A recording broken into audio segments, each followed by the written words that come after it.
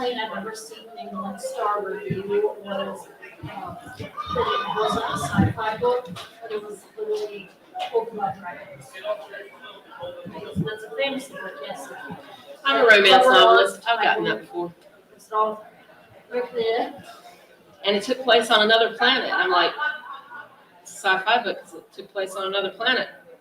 And then they complained that there was sex and romance. I was like, it's a romance novel. But understand that it's a romance. You should expect there to be some kind of sex. I'm almost disappointed when there isn't any. Right. I mean, it doesn't have to be graphic. Oh, I like those too, but I mean, I kind of enjoy what's been happening lately where like people give me the star rating for a book, but then they're also giving a spicy rating. oh yeah, I like that too. And I'm just like, okay, so okay, then probably expect some fake black here, expect some on-screen stuff here. That's good. I don't know, this whole fracturing genres that they put the tropes listed. It's like, okay, but I mean it's a grumpy boss, sunny, sunshine, age difference, something wrong. Okay. It's because people want to know exactly what they're buying when they get it, and I'm like, I mean, it's but that takes the fun out of it, you know? There's a lot I will read, but sometimes I think I probably miss out on stuff because I'm looking at the tropes I don't read any paranormal romance anymore because I have to read one more alpha shifter. She's my soulmate. I'm gonna I do not like her. Well, I will tell you, coming from a paranormal romance primarily author, I hate those two. First of all, my definition of alpha male and what most people consider an alpha male is very, very different. And most people's alpha males, I don't think they're alphas, I think they're assholes, you know? And so I can't take it. I'm just like, ugh. I really miss the vampire paranormal romances that came out before Twilight. Mm-hmm. Not even the Empire stuff. There was stuff that was coming out the late 90s before Twilight got big. I really was. Oh yeah, before they just plot stuff. Remember the first 3 books?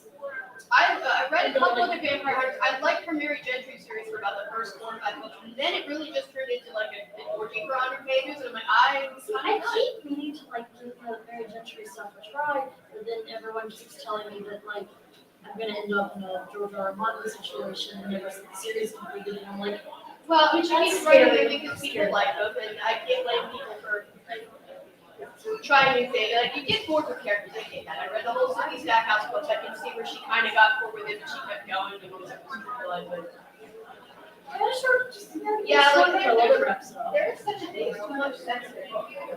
But unless you're straight up marketing it as if you're marketing it as that. Once you get to the point where, and I'm sorry, I totally inserted myself into this conversation. Sorry. More friendship and communication. Right. But no, once the sex starts to get in the way of moving the plot forward, if there's stuff, and I was actually having a conversation with Stuart Jaffe about this. Once you get to the point where the world is about to explode, terrible things are going to happen if you don't do something right now, and you pause for 5 pages to have a sex scene, that's a problem for me. So, but some people, I never want to yuck anybody's yum. So if that's what people like, I get it. But you probably won't like my books if that's what you like. Yeah, that's also why I like kind of reading the 1 to 3 star reviews. Yeah, so I can kind of figure out. Sometimes a 1-star review will sell me that thing that they hate it. I'm like, oh, that's what I'm looking for. Good job, thanks. Right. Yeah. Exactly. A lot of the 1-star reviews are Kindle Unlimited about how they needed an editor. The worst Kindle Unlimited book I didn't finish it and I left it back. And the viewer was like, we're in a fantasy world, okay. You don't have to talk me through exposition, world building from the get-go. We can roll with it. Right. But it's you drop me into this world. It's supposed to be a new standalone series, but apparently it was rooted in your old series that I've never read through 14 books in. Right. And it was ridiculous. It was so much dialogue and not showing you what's going on. All the hero did was growl sexily at the heroine.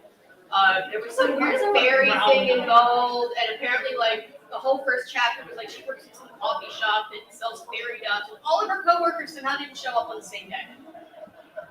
When does that ever see? And it's never explained.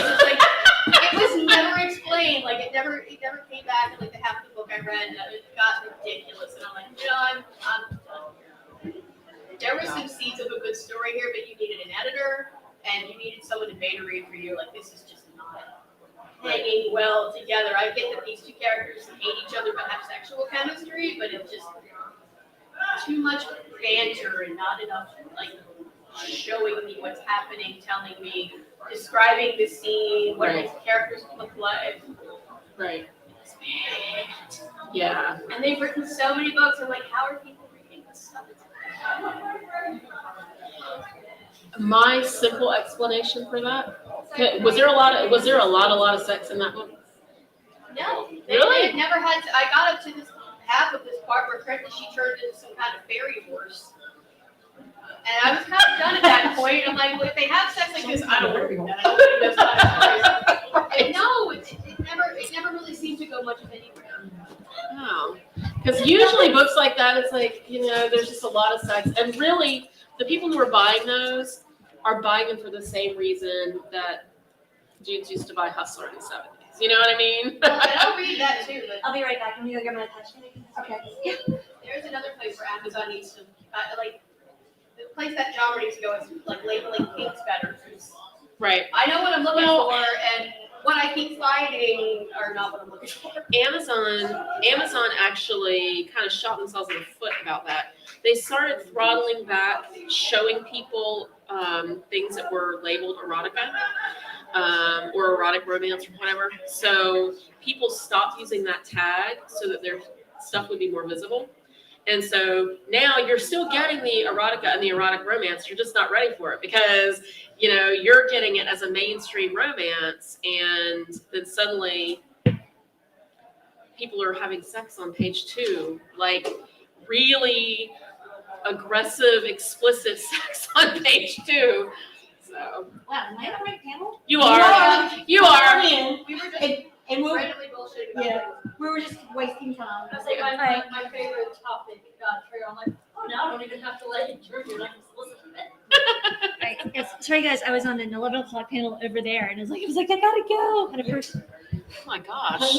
We'll go ahead and get started. Today's panel is Death is the Punchline. When does paranormal and true crime go too far? So I'm the moderator. I'm Tina McSwain. I'm the founder and director of the Charlotte Area Paranormal Society. We do, obviously, paranormal investigations. We do research into paranormal phenomenon. And I've been in this industry for over 30 years. And I will now let our panelists introduce themselves and tell you a little bit about who they are and why they might be here in this panel today.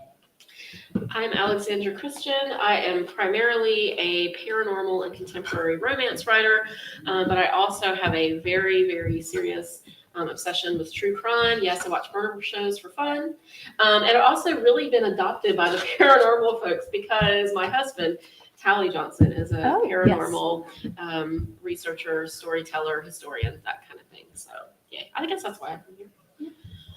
hi, I am Cecilia Dominic. I am a clinical psychologist. I help people sleep without drugs. Yes, I have a lot of patients who like to listen to true crime podcasts as they go to sleep, and they have trouble sleeping. I wonder why.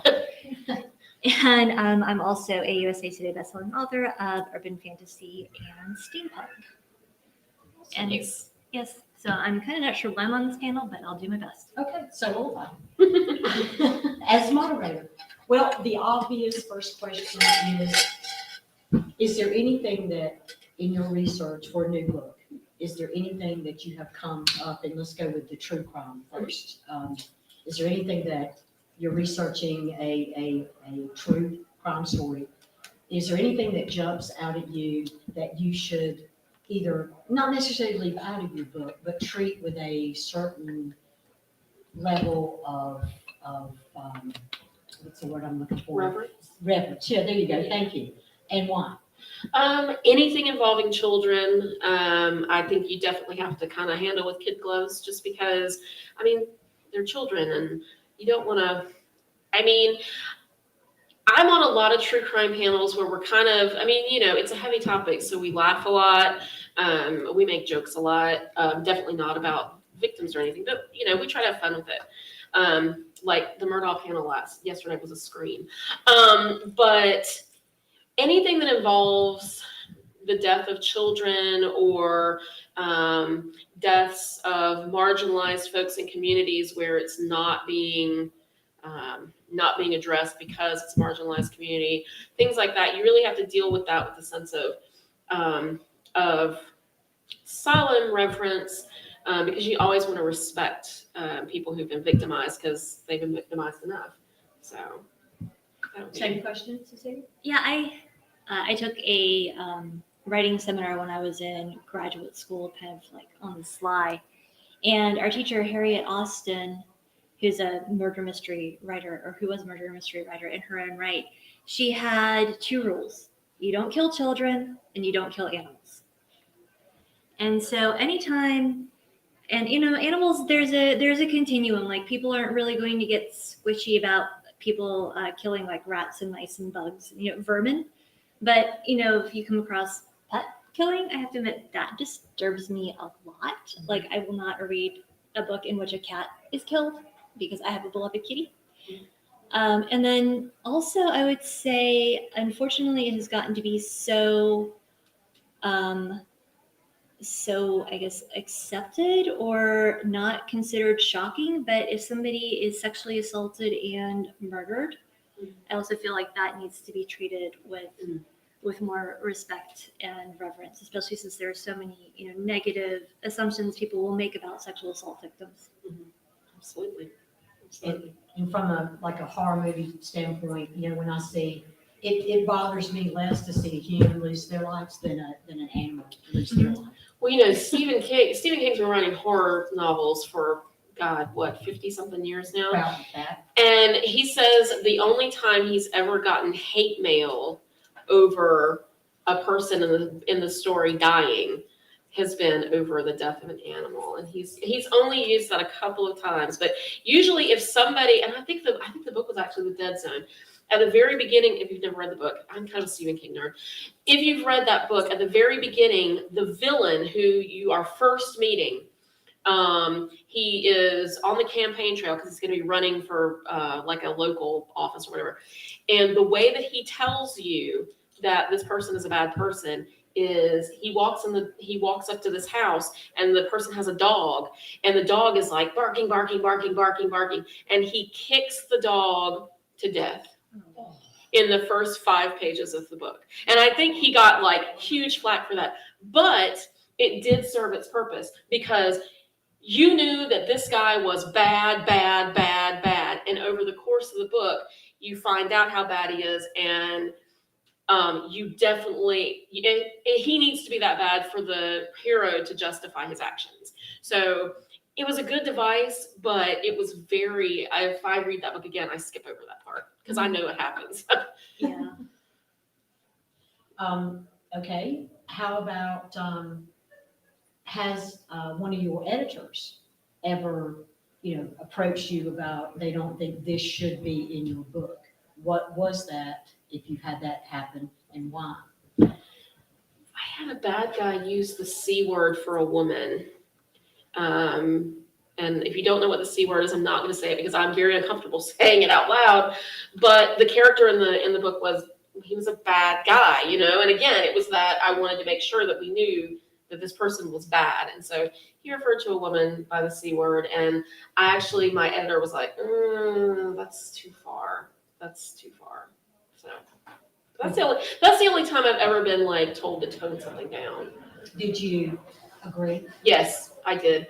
One, because it wasn't that important to me, and 2, I kind of agreed with her in one sense because, like I said, I don't like to say that word. So I was like, you know what? Maybe I should revisit it and try to think of something else. Okay. Same question, Cecilia? Yes. So my editor once said that I needed to come up with a different description for a character's accent because she felt that it was too, not necessarily racist, but was too, I can't think of the right word, but yeah, basically it was not the proper description for an accent. Or she thought I said the accent sounded like the character came from a place of jungle and something else like that. So basically I was trying to say that somebody was African without saying they were African. And again, I'm struggling with Well, this, I with mean- this panel. Well, I mean, So and like you continue said, to sometimes in trying not to sound insensitive, you end up sounding insensitive. Yeah. You know, and I've had that before because I mean, and you know, guys, when white folks start writing characters who are not white, you're trying to be extra sensitive to that because you definitely you want to acknowledge the fact that I am not this this other race, this other gender, whatever. So you want to be respectful of that. And sometimes when you're trying to be very respectful of that, you end up coming up with something and they're like, no, this is like worse. Just say. Yeah, you end up going a little bit too far in the other direction. You overcompensate. Right, basically. exactly. And yeah. That's why you have editors and sensitivity readers. Right. Yes. Very much. That's very important is sensitivity readers. But Yeah. But you know, when I was looking at this panel description, I was kind of thinking about this. I kind of think maybe where the idea for this panel came from. There's been a lot of controversy about the Ryan Murphy show that was on Netflix, Dahmer. Well, it's Yeah. Monster, Yeah, and the first season it was about Jeffrey Dahmer. Has anybody watched it?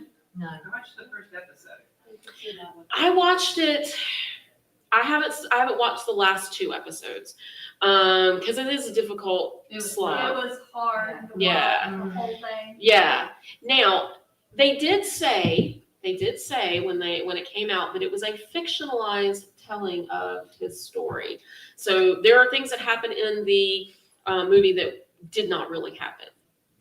Unfortunately, the worst parts of the things that happened in that movie didn't really happen. But it has since come out that the victims' families were not consulted about it. That they were, they felt like, particularly the deaf man whose name escapes me, I'm so sorry, who actually, he kind of had a relationship with Dahmer. It was not as extensive as what they show in the movie. But in particular, his family thought that his case was dealt with very insensitively because the episode that's about that murder, they almost make it seem like they were boyfriends and everybody was happy, and then all of a sudden, boom. And it kind of they felt like it kind of portrayed their loved one as being naive or simplistic or, whatever. And they were very upset about it. And so with the obsession with true crime has come this whole genre of things that's coming about that may or may not be the healthiest way to portray somebody. They also talked a lot about how Dahmer is portrayed as a very sympathetic character in the movie. Did anybody see him as very sympathetic? I didn't. No, I didn't feel any sympathy for. I think they wanted you to, but because of how the character is played, he's so detached from everything. Mm-hmm. There is no empathy there for him. Right. But and even with Dahmer, you've got to be careful on how you deal with the marginalized, Right. subset of victims Right. that he chose to go at. Right. Yeah. And that, when it happened, when the cops were interviewing him, he says that he was not intentionally targeting black males. Let's see. You moved into an apartment complex in the middle of a black community. Not just a black community, but a black community where people were living at or below the poverty line. And how can you say you weren't targeting them? These were people and they were also gay men, which at the time, gay men were not, the Milwaukee Police Department didn't care what was happening again. They did. And so they're like, so how can you say that you weren't targeting those communities? Because they, proved to be vulnerable because, Yeah. in that day and time, you're right, the police didn't care. Right. I mean, it was almost like a problem that was being handled. Right. you know. Well, that's like the kid who, the kid that he woke up while Dahmer was out, and he tried to leave, but he was so drugged, and the police took him back. Would you believe the cop that discounted what all the neighbors said and all that? He worked to retirement at that police department. He was suspended for something like 6 months. And I will say that is one thing about the Dahmer movie that I did appreciate, was those things were really brought to the forefront. And when it happened, nobody talked about that stuff. It was like, oh, they concentrated on, oh, well, he cannibalized his victims and blah, blah, blah, blah, blah. But nobody was bringing out, these were marginalized victims that the police weren't even doing anything about it. How long would this have gone on if it hadn't been so obvious? You had a question. I was gonna say, I think that was kind of idea of when does true crime and paranormal fandom interest go too far, and kind of how that falls into what we look at for entertainment versus the still living potential victims or landowners or anything else affected by that interest. And I was wondering, is that something you've encountered in your research or your writing or your own personal viewing, like the Dahmer show, that situation where it is, where does the line, I am doing this thing for entertainment or to do research to entertain others, hit the line of, well, I should probably not be on this property that doesn't belong to me without permission, or maybe I shouldn't be telling this story about this specific crime in a fictionalized narrative while there's still literally living people affected by the memory of it. Right. Yeah, well, I guess to start off with the question, leading to that, it's okay, why do my fellow panelists, or why do you guys, what draws you to this true crime genre? I think we need to answer that question first. Honestly, I don't even like it. Really? Yeah, I don't. And it's probably because I have roommates, and one of my roommates, that's all that's ever on the television. Probably feels that way about me. Kind of like your clients you're talking about that listen to this podcast going to sleep. It is on 24/7, and I'm like, and to be transparent, my roommate is bipolar. And I'm like, okay, so is this watching this depressive, horrible thing almost 24/7? Is that affecting you in your in your bipolar disorder? And it would be so constant. I mean, yes, and I will admit there's been times when I would sit down. I learned a lot about Jeffrey Dahmer, and and I learned a lot about John Wayne Gacy, and I learned a lot about these people, and and serial killers throughout the United States. Yes, I did learn something, but I think because I was so saturated by every time I'd walk by her room, I would hear it, that I was like, oh, not again. So I totally get that, because I will sit there, I'll get sucked down a rabbit hole. The ID channel is the devil. I mean, honestly, that's what the D must stand for, because they'll start out at 12 o'clock on Sunday afternoon, and they'll be like, it's gonna be showing Evil Lives Here. So then suddenly I look up and it's 9 o'clock and I'm still watching Evil Lives Here. And so, and after a while it does start to affect your mood. I'm like, oh my God, I'm gonna have to turn over and watch The Big Bang Theory or something, because otherwise I'm just gonna go to sleep, terrified and or angry. So what makes you watch it? Okay. Well, no, I think I have a theory about it, actually. Okay. Why women are predominantly the viewers of true crime. True. And I feel like it's almost like gallows humor for women. Women are, by and large, the majority of the victims of violent crimes. And it's almost like, well, if I'm watching this, one, it kind of forces me to face a fear, maybe. Or it's also like, okay, well, I'm definitely not going to do what that stupid woman did, or whatever. stupid was probably a bad word, but I'm never going to do what that person did. You know, gives me something to look out for. Yeah, we know that people like reading and watching mysteries because, the good guys, who in this case are the investigators, win in the end. Mhm. Although, there's still a dead person, so it sucks for them. Right. Sucks for them. Sucks for them. Okay, how about you guys? Why do you guys watch or listen to true crime? I think I want to know why people do what they do Yeah. most of the time. Okay. And just watching it or listening to it if it's a podcast or whatever, and then at the end, I want to read more because I want to know what drives people to do those things. So you're more interested in the human psychological aspects of the perpetrator.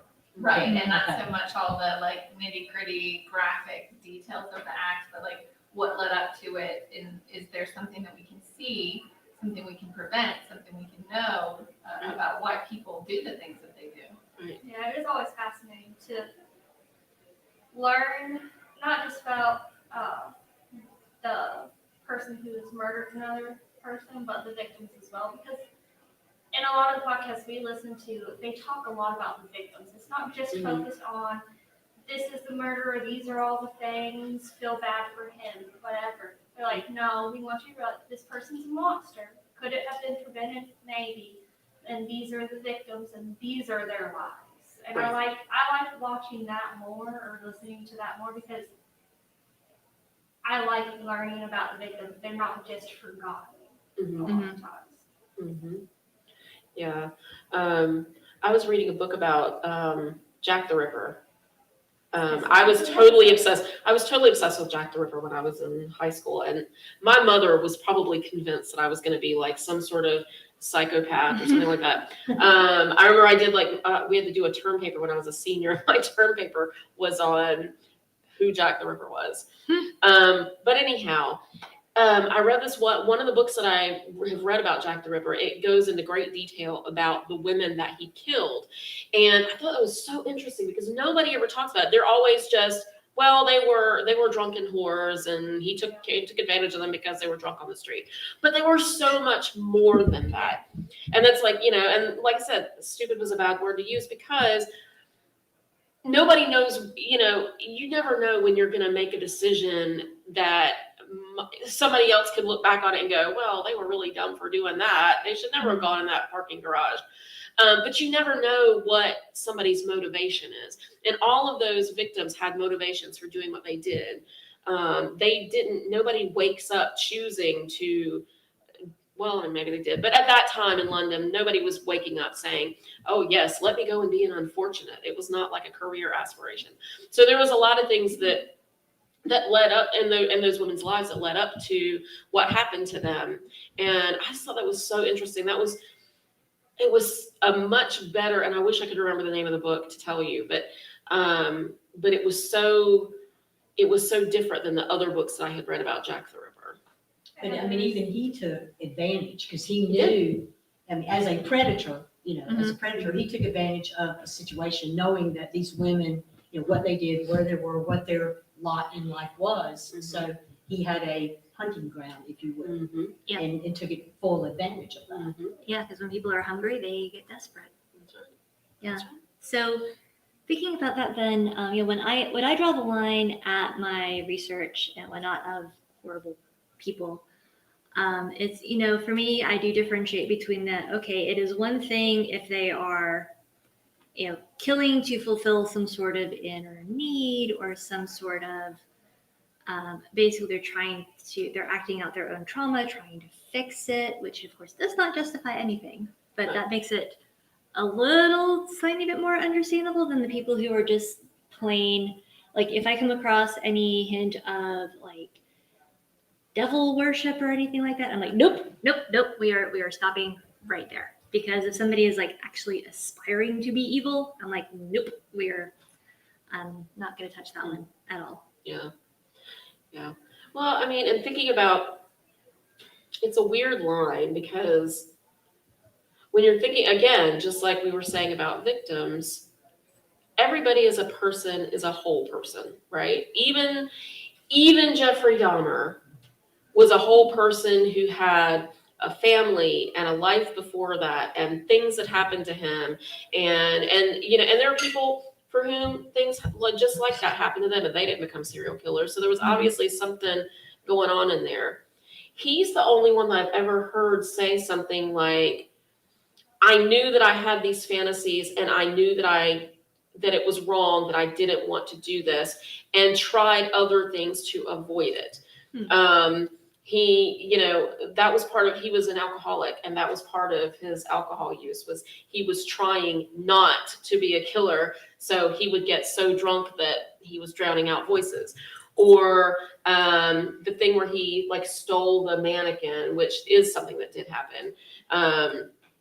And his grandmother found it or something and made him get rid of it because, of course, it was weird and creepy.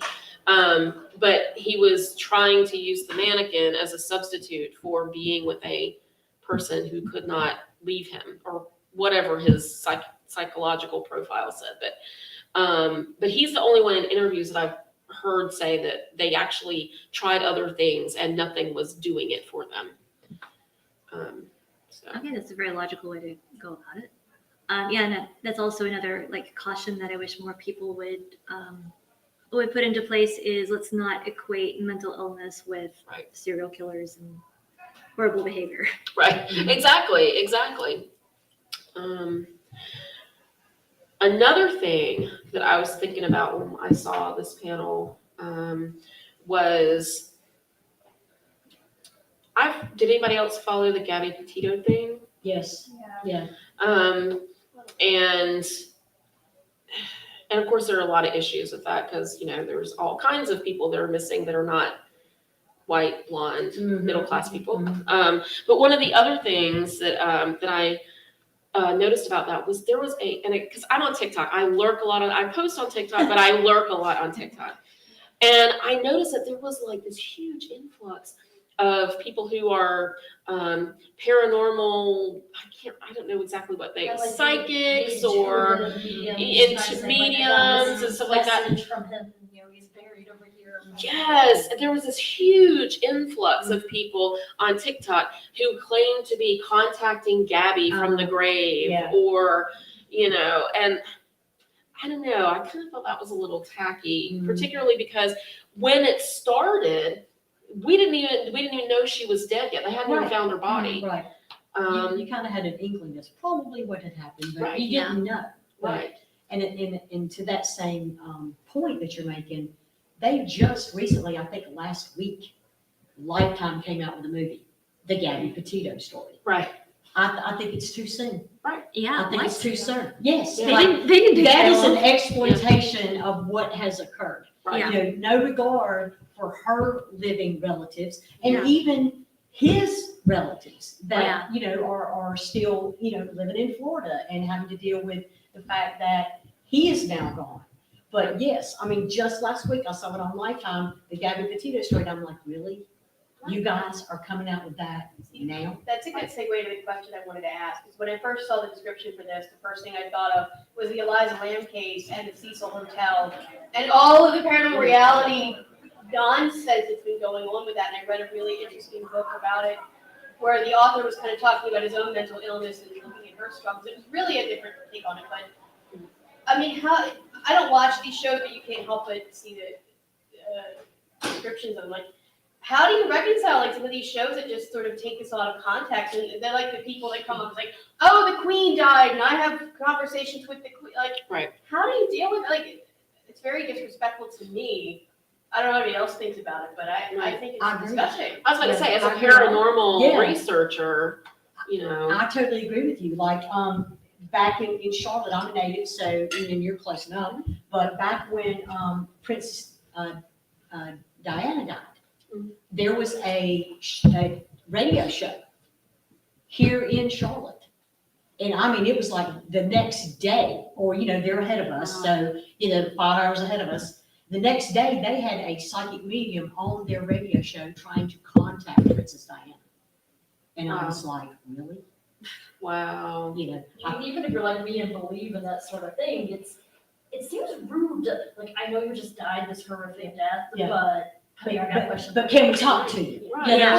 It's dehumanizing victims, really, I think. It's dehumanizing these people people that had just been killed or, you know, however they were killed, like, and you're just doing it to make your own self raise your star factor, get ratings or something it goes back to what you said earlier about being sensitive to the victims in true crime. Like, I watch true crime because I'm interested in human behavior, but at the end of the day, yeah, somebody died.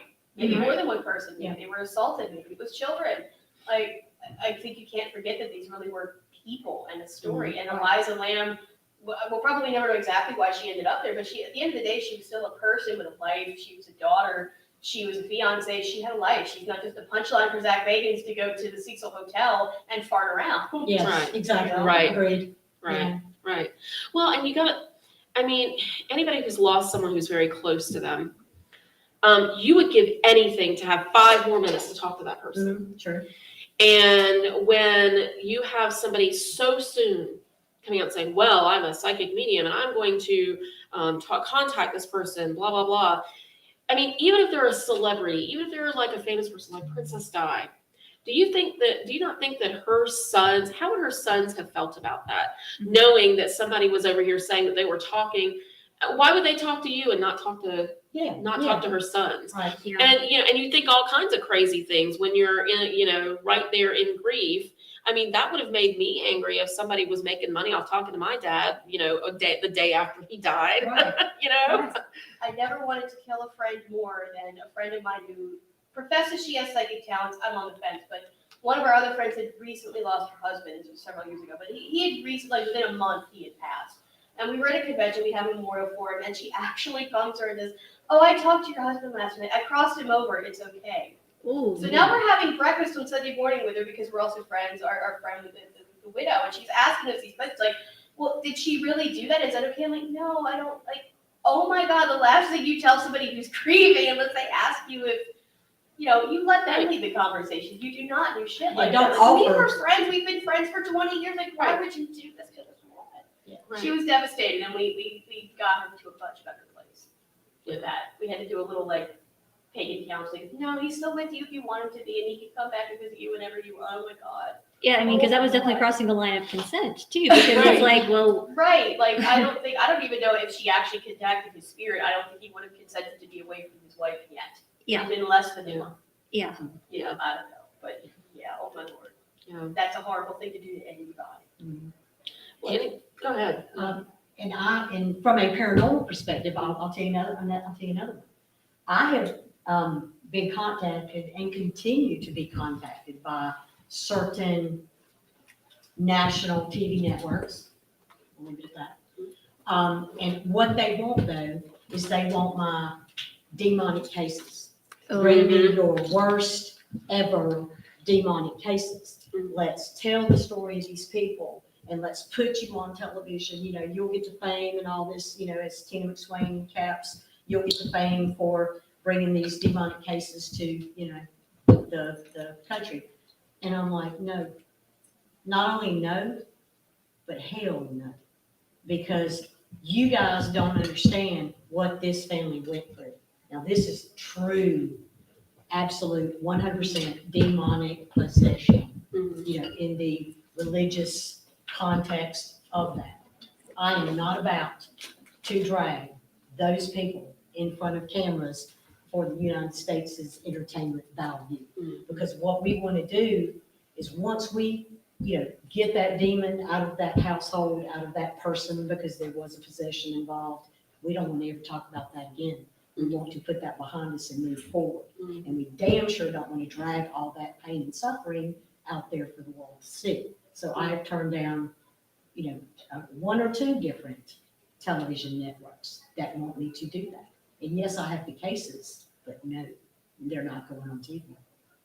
yeah. Plus, there's some idiot who's going to try to summon the demon. So, Right. yeah. Right. Well, okay, so I just have to ask you, and this is probably way off topic. So in a case like that, do you deal with that differently than you would just a regular haunting?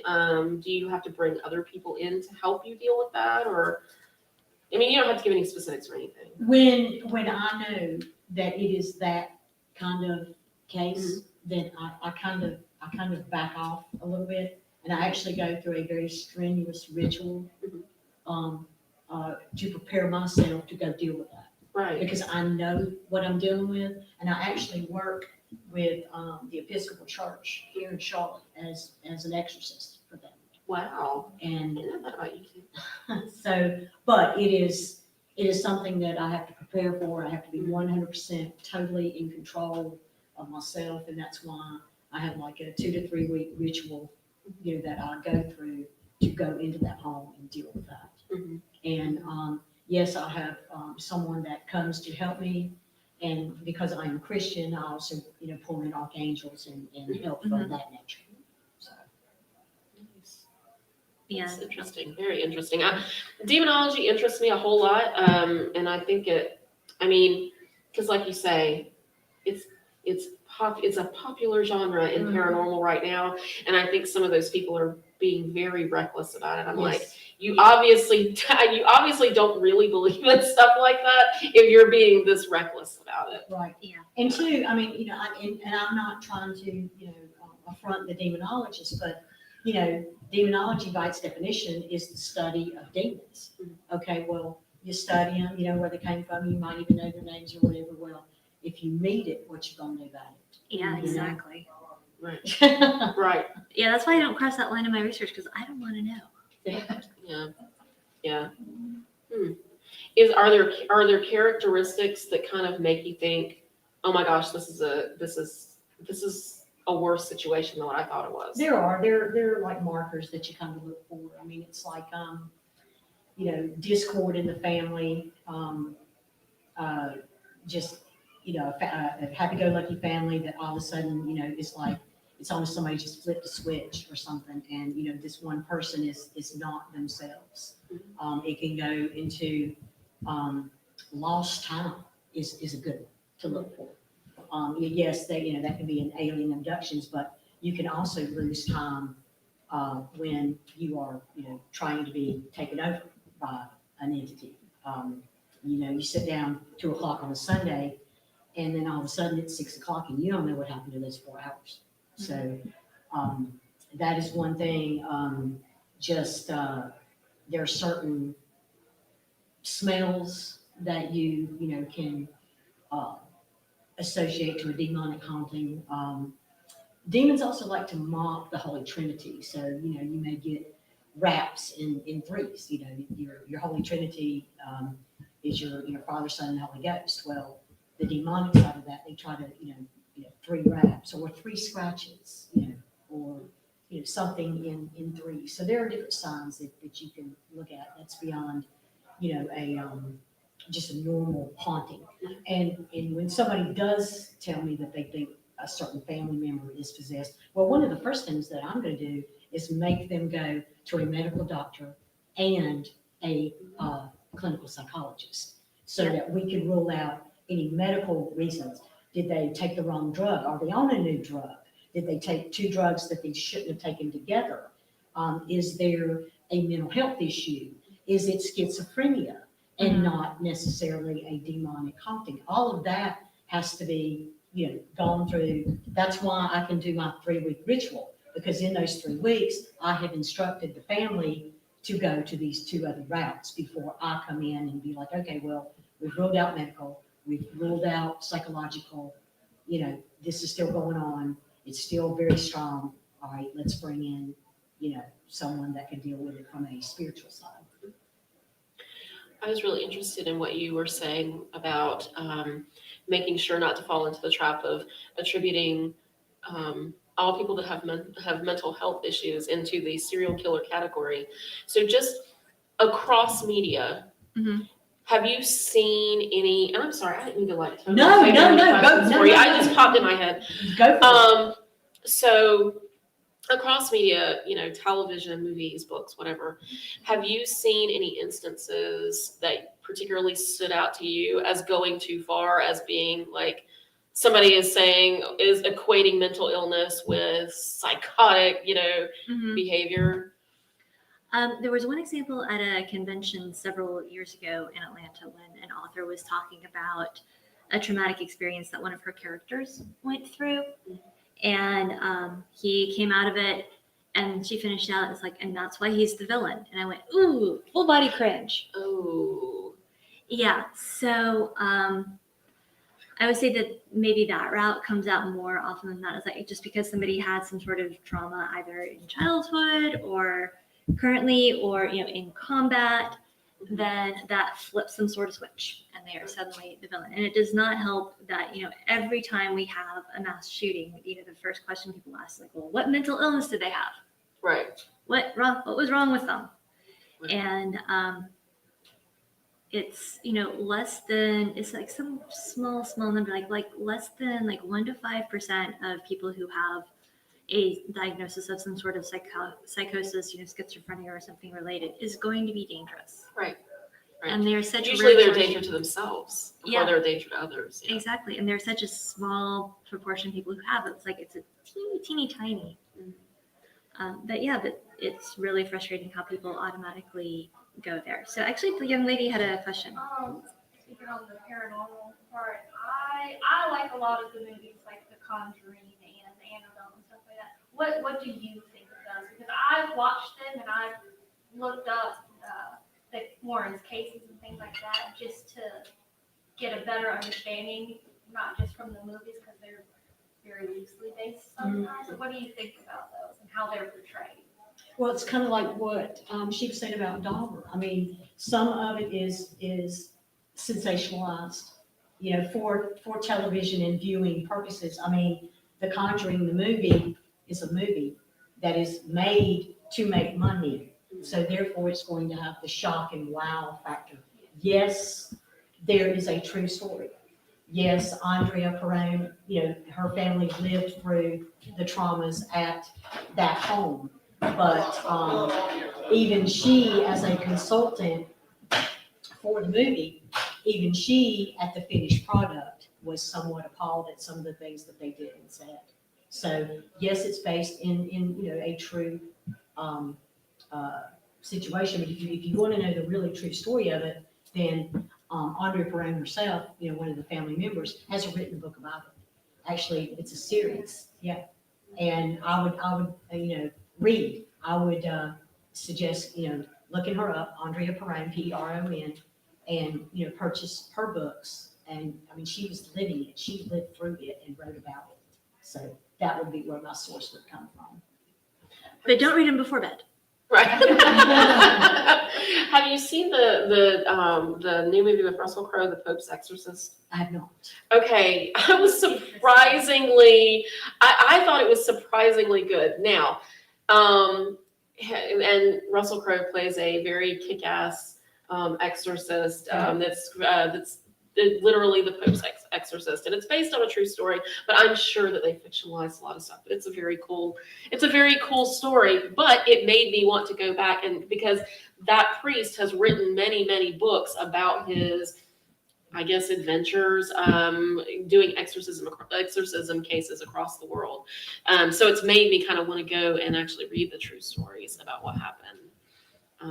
But yeah, we're very sensitive about the mental health thing at our house because my husband's father was a diagnosed schizophrenic, and he was not violent towards anyone except himself. And so yeah, I'm always curious to hear what folks have to say about that because I know there was like a huge stink when the M. Night Shyamalan movie Split came out because multiple personality disorder plays a big role in that, and it just kind of, it kind of blows it all out of weird proportion, and people are very upset. So I'm always interested in that perspective. Yeah, it's definitely an issue, and I think part of it is also because people want to know why other people do the same thing. Is like if I can attribute this characteristic to them, that is not a characteristic that I have, then I don't have to be in danger of doing these things. Right. Do you think everybody has the capacity to kill ladies? Absolutely. Yeah. I mean, and whether it be, I would think everybody would have it in self-defense, but to take that next step and go out and just kill because you want to or because you can, there's not a lot of people, I would hope, that's not going to take that next step. Yeah. Yeah, that's why the legal system has different degrees of murder, whereas I think first degree is like premeditated, planned. Yeah. Manslaughter, accidental, that kind of thing. Yeah. So. Even though just coming from the court perspective, I feel like feel like sometimes they're not accurate in those, like, yeah, this guy, he premeditated and killed his wife for the insurance policy. Yeah, but we want him to plead guilty, so we're gonna let him plead down to this. So yeah, did he do something that qualifies as first-degree murder? Absolutely, but we're gonna let him plead to this other degree. I think it's abused a lot, unfortunately. Yeah, I agree. But yeah, so Any questions from anybody? So talking about paranormal and true crime, you hear so many cases where there will be a psychic medium or something that will like put them in the complete wrong direction. When do you think those two things can work together? When do you think paranormal investigators or psychics are beneficial when we're talking about true crime? I'll take that and then yeah, please do. The first thing, and it might have been part of the discussion that we were having before the panel started about your friend and something else that I heard. First of all, you need to vet that psychic. Is that psychic really psychic? What history do they have, that shows that they might be getting, messages from the other side? Because anybody can go up and, they're like, oh, okay, well, I see red. Okay, well, what does that red mean? Is it a color? Is red for blood? Is red for an apple? What is that? A lot of times it's what, and I can say this because I do have some ability, like what is that red? What is it? I have to, visualize and come up with my own idea of what that red might mean. I might get the wrong idea because I'm not given a clear picture. And that might be how someone is sent in the wrong direction. But I have friends who are very gifted. And I mean, I had something happen to me and, and I'll just tell you, I was driving by a graveyard in Charlotte. I don't go by it anymore because I don't like it. But I was driving by this particular graveyard in Charlotte and I got to a stop light, and the graveyard's like right here and I'm stopped and it's like 9:30 at night, it's dark. And all of a sudden I get this overwhelming smell of fresh dirt. And I'm like, oh God, because I know there's somebody in the passenger seat. And I was like, I wouldn't even look at him. I was like, I know you're there. Why are you here? What can I do for you? And then all of a sudden I was like given this vision of this intersection that I was at in Charlotte, which was not where I was at in Charlotte. And I had to infer from this vision I was getting that this gentleman apparently perished in a car crash. And it was at this certain intersection. And, and I am, I do work with the Episcopal Church. I am an exorcist. I also have the ability to try and see if I can help the person move on. So, I did what I could do, and I felt like that the person had moved on. So, I'm driving on to the house, and the next day I get up and a friend of mine who is extremely psychic, I had to call her. We were going to have lunch the next day. It had nothing to do with what happened to me last night. And I picked the phone and I was like, hey, are we still meeting at, it's so-and-so at such time? And she's like, yeah, and by the way, you need to do a better job of shielding because, that guy jumped in your car last night and da-da-da-da-da-da. And I was like, oh my ever-loving, oh my goodness. I was like, how in hell? She's like, you know me, it's me. And I knew that you were having that issue last night and just picked it up from me. And I'm like, okay. So now when people want readings, that kind of thing, she does tarot. I'll send them to her. I know her, number one, but if you can impress me, well then, okay. Then, then you're on your game. But we tend to look at our investigations more in a scientific manner. Doing research and interviews and that kind of thing.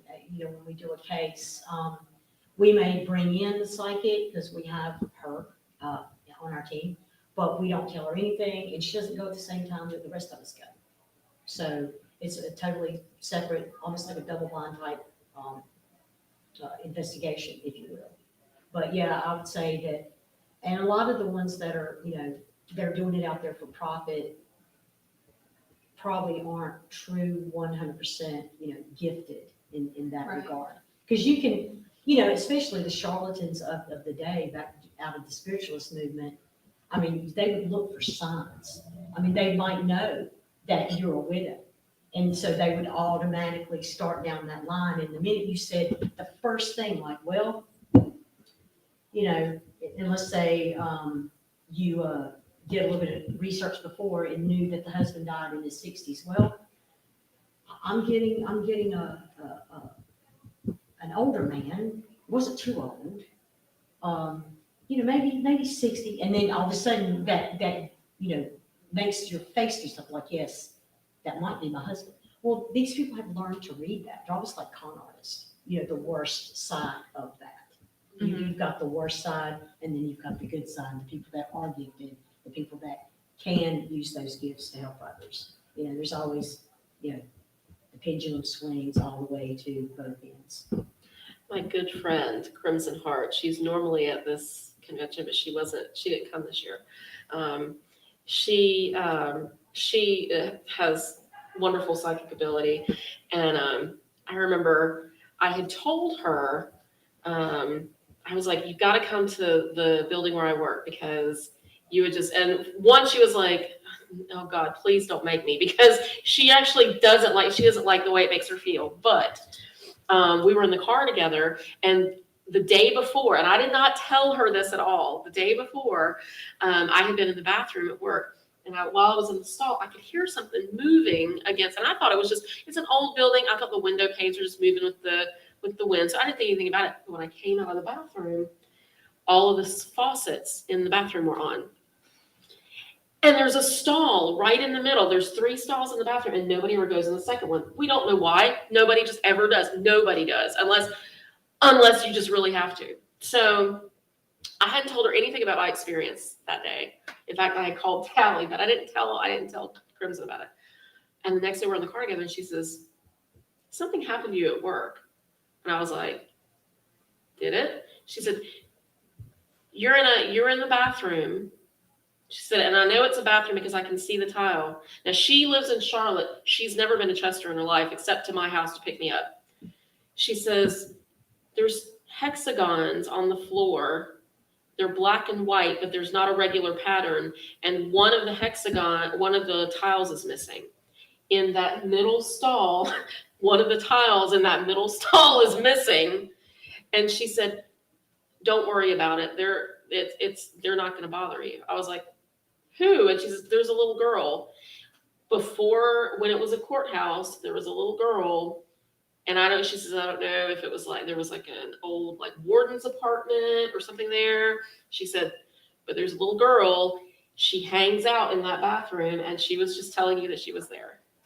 And I'm like, oh my gosh, I'm never going to the bathroom again. And I know Crimson Heart. She's a friend of mine as well. And yes, cha-ching, check mark. She knows her things, but she doesn't like to do them. She doesn't like to do it just because she feels like she's getting more into it. She worked for when she was in college in Boston, there was she worked in this cafe. It was like a coffee shop where you could go get coffee and get, a psychic reading. And she did psychic readings there, and she's, it's just a very exhausting experience. So she doesn't like to do it very often, but she will if you ask her. Yeah. And poor baby, sometimes she'll be looking at a photograph. She's like, no, I don't want to look at that. So. Yeah, I had an interesting experience. If we don't mind switching over to ghost stories for a second. Yeah, absolutely. In Jekyll Island, which of course it's haunted as hell, because it was the playground for the rich in Georgia at the in kind of the golden age 20s era, and of course there were lots of African American servants there, and if something happens to them, oh well. So they're buried all over the place. So I was down there for a psychology convention in 2008. And the frame for this story is that a couple of years ago, I was visiting my sister in Orlando. My aunt and uncle came down from, we're snowboarding it from New Hampshire. My uncle has been in construction for, his entire career. So he knows construction back and forth. So in 2008, the hotel was under renovation.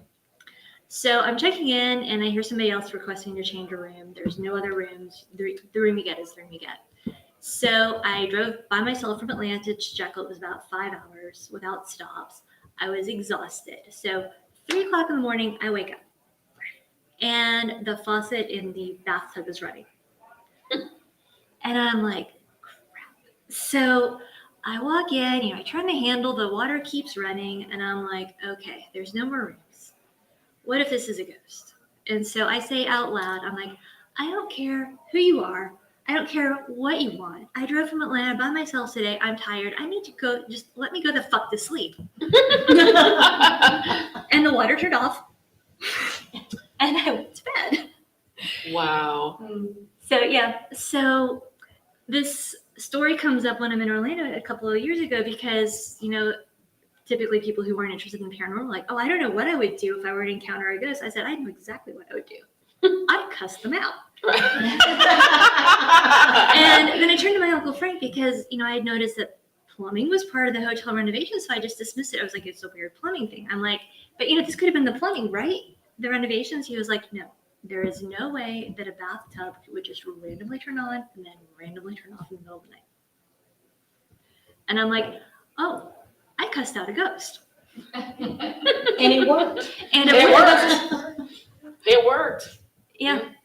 We've got about 5 minutes left. Is there any questions from the audience? Last thoughts, questions? Just going all the way back to Eliza Lamb, Netflix did a series on her. I think it's called Cecil Hotel. And they can't guarantee anything because obviously it's still a mystery. But she was on I think bipolar medicine. Yeah, Mhm. she was on and, from the book I read, she was kind of on it and off it and Yeah. on some different cocktails and drugs, yeah. And they think that maybe she had stopped taking her medications again and had gone through an episode. Yeah, that's one of the major mundane theories that I've read about, and it seems very plausible to me. And at the end of the day, when they did her autopsy, they didn't test for those particular drugs, they weren't really interested in that, oh, she's naked in the thing, she probably got roofied or something. They didn't really do a lot of testing. They weren't very interested in doing a lot of testing. There's a whole other level of, was it an employee at the hotel? Was there some kind of a cover-up? Did the police cover it up because they were inept about it? I don't know, but they didn't do a lot of the testing, and then they can't do it now, apparently. So they don't want to exhume her body, so we'll never really know, I don't think. No, we won't. Unless somebody confesses to it.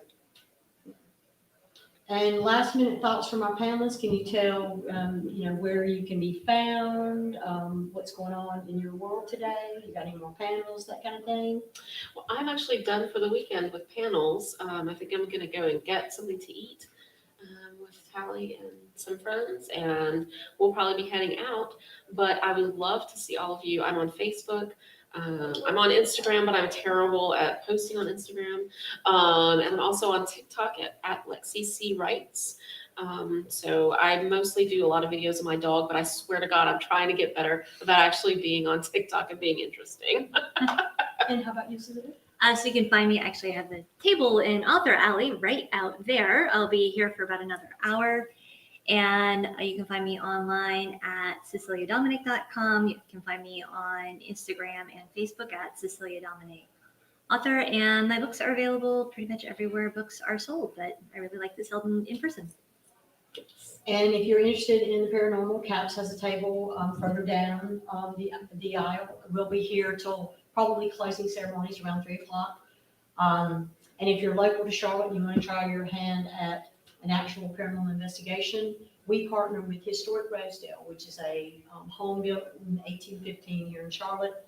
We do a fundraising investigation for them. We'll take you around, let you use some of our equipment and test your hand at ghost hunting, and all proceeds go to their restoration efforts. And that, as they say, is about it. All right. Thank you guys. Thank you guys. Thanks for coming. You. And I like your dog. Oh, my dog is amazing. I love my dog. It I keep is. telling Tally we really need to. Oh, excellent. I was like, tell me, we just take him like for the ghost hunt or something. He's like, Rachel, that would be a terrible idea. Now, what's going on, I had my friend Joe, who, Yeah, this is all of my he buddies. would bark and whine. Excellent. Well, I'm happy to sell you one. And I Is there really romance in it? had him- There is a romantic subplot. Awesome, yes, I would buy And, this. Okay, my friend had him. awesome. So, if you wouldn't mind following me to my table, because where my square is. Sure. I was gonna go that way anyway, because He we're was drop standing off there, the other and I'm two like, books that I what had is purchased. Ah, He yes. doesn't do that unless he sees somebody. Driving him And around. my friend who's I bought so many books this extremely weekend. psychic, because, well, he's probably. Well, you know, barking you're- at the you're lady set till that's next year. walking through Graveyard Or next Day. month. And I was like, you know. When you grab some more Only you. Right. And then I was like, you know, maybe I should take him on an investigation and see if he says anything. Right, You know, right. Bless his heart, he's now passed, but, Hey, you know. our miniature dachshund, I'm convinced, used to know that there was something in our house, which there could be. I mean, we have an antique fireplace that was brought from somewhere else into our house. I'm like, I've always thought maybe there was something attached to it or something. Unfortunate, I buried. But it she here, would so he will stand not in play the when I corner come and home with, like, stare. books. Okay. And stare. And it wasn't just like the normal, you know, dog staring at the corner. Thank you. I mean, she would she would be visibly agitated about it. Now, George Bailey hasn't seemed to notice anything, but he's kind of, Well, he's young still too. yeah, You know, so he's all happiness. right, exactly. You know. But no, I told Tally, I was like, you should call Tina and y'all should come over and do something at the courthouse because I really think, I think we've got several days at the courthouse. I would love to do that. You tell him, you know, to get us in there, and you get us in there, and I'll come get him, and we'll come down. You just tell me. Yeah, I'll work on my dogs. Can we go tonight, or do we have to do it a Saturday? Or how do we come in and it couldn't get in there? Well, I would have to ask my boss, but I'll see if we can get her in there.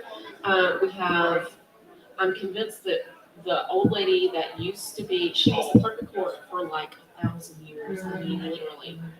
And the last day of her life, she was in court and she had this terrible cough. And the solicitor at the time said, "My Lord, Miss Rose, you gotta go to the doctor. You sound like you got a death rattle." She died. Oh my gosh, she did have it. So we think that she's there. You can smell her perfume is it's distinctive. So we can smell her perfume. When I first started working there, I came in one morning and I happened to be the first one there.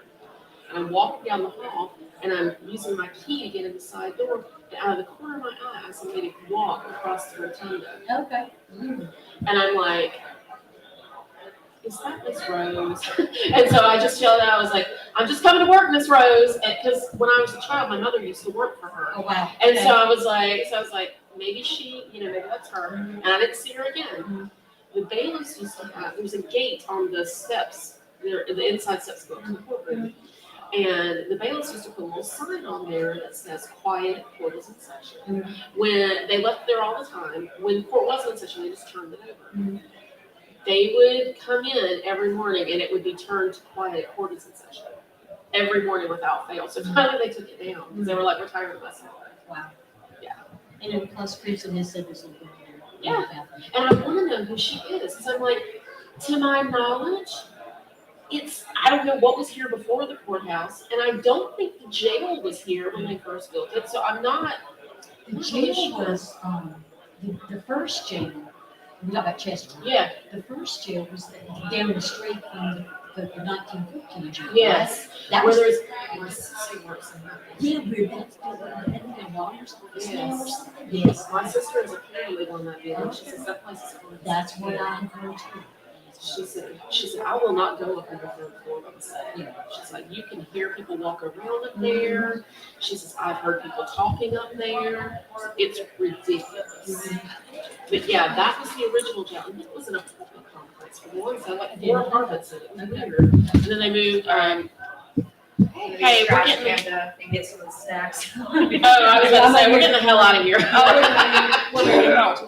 So I told Cher that anything that's left under the table, Caps is welcome to take. Like the cases of water and stuff and sodas, like. Thank you. And I figured you have a team of people that can carry it for you. Yeah, that too. Because Tina's somewhat handicapped. Just a little bit. Yeah, it's mostly like Alex doesn't feel like putting all of this back in she the cart. Need to. And, Yeah. She's trying to go home and all this. What's in your arm? Magnificent ruse. I am now, because of this, I am now on blood thinners, Uh-huh. and you could go, I'm a bruise. I don't even know what I did to it, but it looks horrible that way. It does, it looks And like I it's beating actually, you. I actually think that that's where I have a new, I have a smaller miniature Australian, Mhm. and he's a jumper, and I think that's about his paw, so I think he went, Yeah. but that's all too, Oh, you yeah. know, because I'm on blood thinners. Yeah, George Bailey does that to me all the time. How did the panel go, by the way? Very well, Yeah, very well. I was gonna ask Alexandria, how did I do as a moderator? you did great. Thank you. You always do a good job. Yeah, we thought it went great. We did all kinds of, Say hi.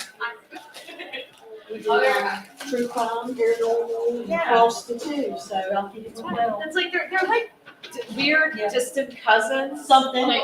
are. They I'm are. just gonna leave a name on that, because I'm gonna be back in about We 20 did tell minutes. people not to listen to folks on TikTok who were saying they're contacting people who are missing. Good. God, that's And then we, mine. and then we trashed the brand new that just came out like last week, the Gabby Petito story. Ah. God dang it, they keep on doing it. So, All right.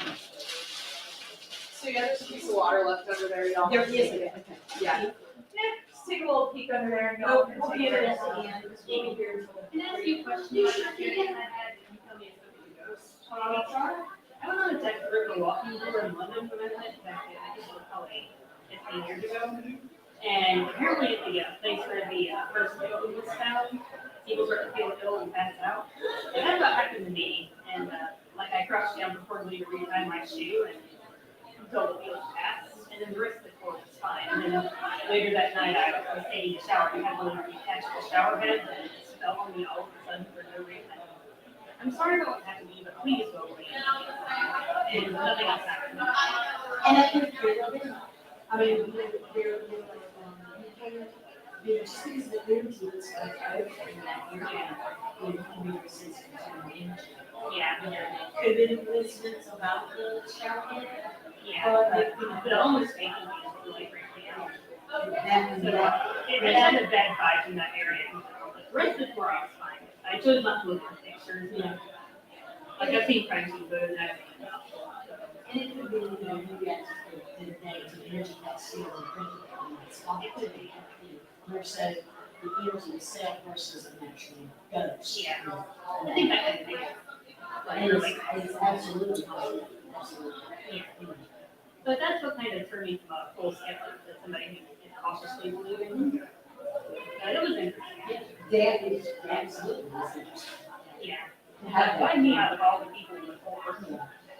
Because you must have sensitivity to, to feel that energy. And but there's something there, but it is a cause, a physical reaction.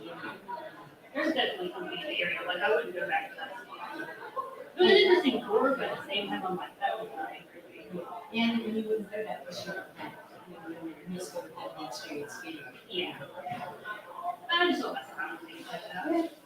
I'm curious, but at the same time, I don't really buy it. Absolutely. I admire what you do. That's me kind of scary. And by other people looking around.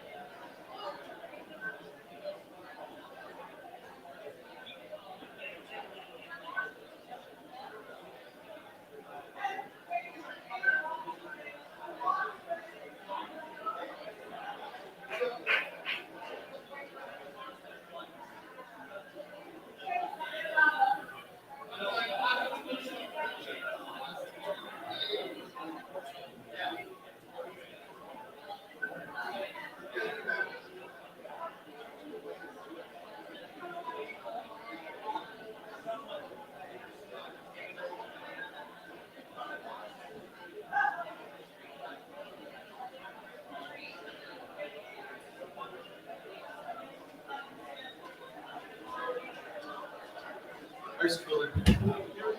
Yeah, it is nice because with all the people out there, it's gotten a little hot. But yeah, we can take any waters we want to go. I already grabbed a separate one for my bag later. Of what? Waters? Yeah, there are waters like on this side if you want to take some. And then there's Coke, Pringles, Sprite, cherry Coke, but I think it's like 0, so it doesn't really taste good. So yeah, it's a good idea to have this stuff like under the table. All right, I'm gonna go to buckets. All right. There must be one somewhere, but I don't know where it is on this What? floor. A bathroom. It's over there. Oh, okay, I just never found it.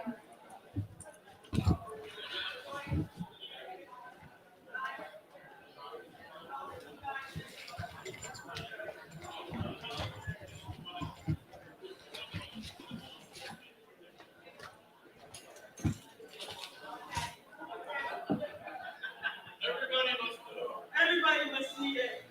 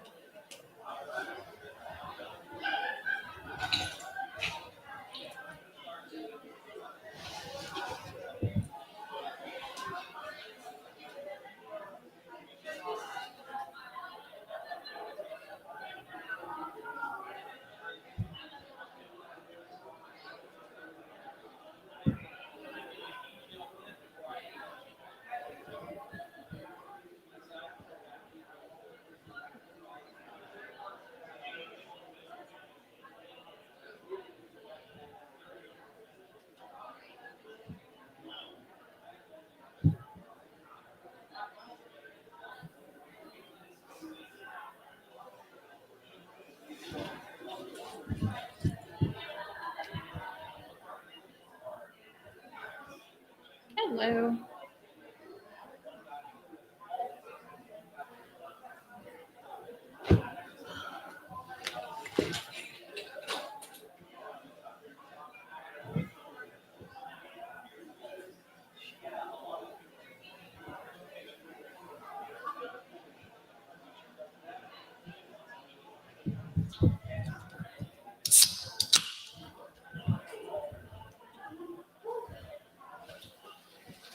How's the convention treating you?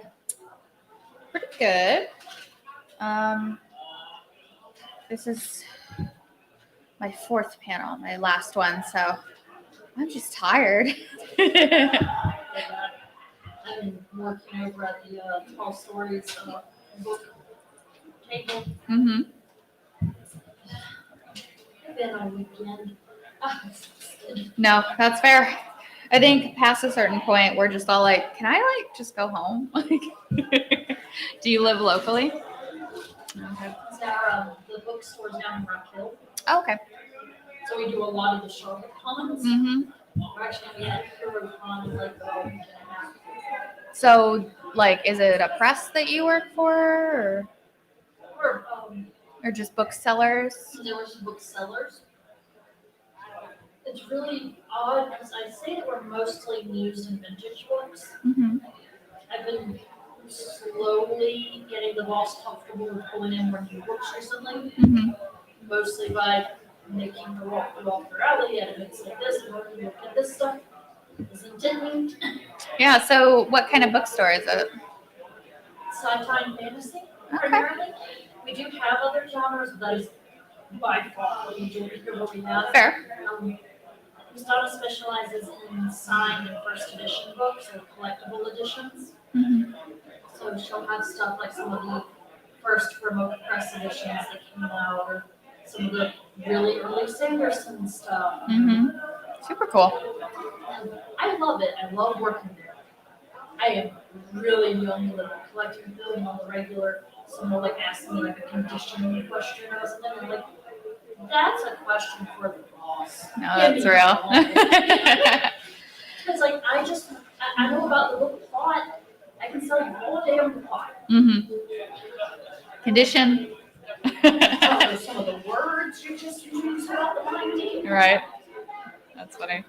The reason I ask is because like my book's going to be out next year. It's paranormal nonfiction about demonology. So that'll be cool. And I don't really know how it works with like bookstores. Oh no, this is not going to be done Still for too early. at least another half a year at least. So yeah, I have no idea now when it's coming out, but I just signed the contract and Business card, you know. sadly no. I Social don't. media that I can like save Yes. and refind. That counts too. Do you have Twitter? Yep. Okay. I don't use it much, but I got it. Everything is under my demon folklorist handle. I don't think that's simple. Here's Twitter. I don't have Twitter now. Where is Twitter?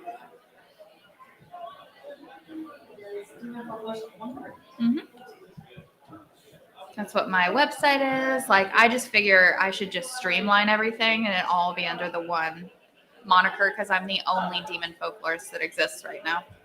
I just follow it on Twitter. Sweet. And I'll save the website. Yeah, I'll announce it. Like check in when the announcement comes. Most of her new books she's been ordering from Start. I don't know if they do. It's a new press, Hear Us Scream. I don't know if you know who that is. They're out of Australia. But if they don't use it from Start, it's not that big a deal. Mm-hmm. I'll just have to contact you to get to them about what their wholesale distribution rates were. Yeah, no problem. She only does wholesale new books, which the rule is if she can't get a batch for 40% off, she's probably not going to go into a batch. Fair. Exceptions, occasionally Amazon gets really weird and it's everything like 56% off, and I'm like, you have free shipping. You can't justify not Right. putting it in now. Nice. Yeah, I know. Sometimes Amazon is a good thing. So. I know, right? Like every time I come in here, I'm like, is it haunted? Like, I just walked in and like.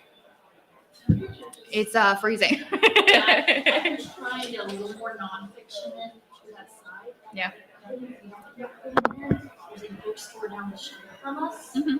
that literally has a whole section. Sweet. Yeah. So I can always pitch it. Yeah. When I'll probably be back here next year. And by then, hopefully, my book will be like And then I out. can, like track you down, buy a copy, bother you to sign it. Yeah, absolutely. Of course. Be awesome. It's going to be called The Black Hours. Because of course, my special interest topics, it's weird. Right? I know. Like, I feel like you just put the word demon somewhere in the title and it skyrockets. This is really random, but I was talking to Justin about it, so I wanted to confirm I heard correctly. Did you say you were Jewish? I have Jewish ancestry. I recently, when I said recently, like last week. Okay. So I'm still like gotta research it. My dad gave me that information.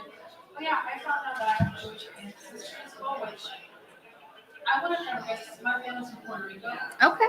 so. I Well, according realized- to the lore, they spread out to everywhere, every country. So, Yeah, I just until he gave me the information, I wrote it down, and I started researching. I was like, oh my gosh, like yeah, legit. Oh, my grandmother, she was Jewish, and yeah, super cool. But of course, I didn't know anything about like the paranormal side, so hearing you talk about this last week, I'm like, I'm gonna look into that too. Yeah, sure. No idea. I have, so I already have one on gin, which is, it's still like the same area, like Middle Eastern. So I have my podcast, Demon Folklorist. Every single thing I do is under this moniker. So yeah, and it's on Spotify. Spotify is the easiest way to find it, but there's one on gin. One is coming out on Dibukim, so like Dibuks and women, and how those two connect and Jewish culture, that sort of thing. I just sort of like do my podcast on whatever interests me, and it's like either folklore, horror movies, or demons. So No, you're fine. Is the podcast under that as well? That's what the show's title is. And then I have my website under that. Yes. Oh, wait. Oh, that is an episode on a different podcast that I did. Here, separate the words.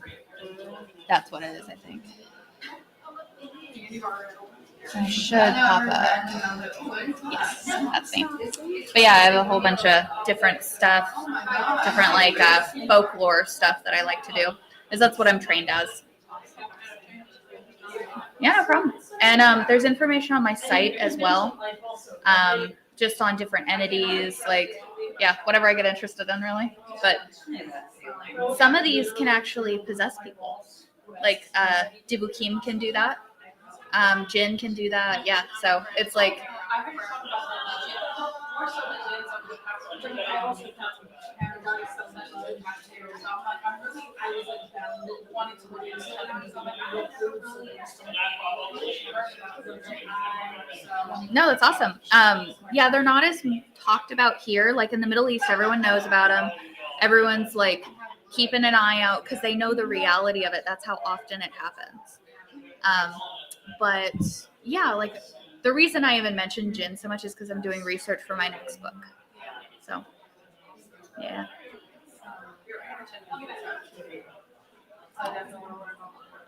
Yeah, absolutely.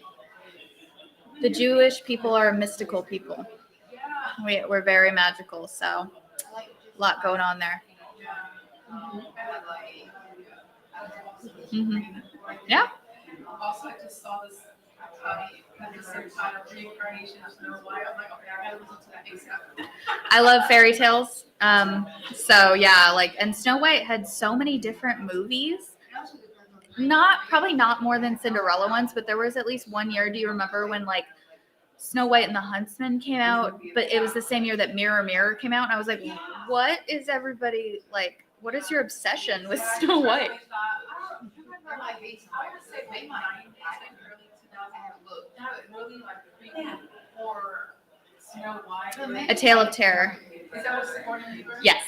God, that was terrible. I remember watching that as a child. That was Right? terrifying. I know that one actually is kind of like why was that in the same section? And I don't think my mom realized what it was.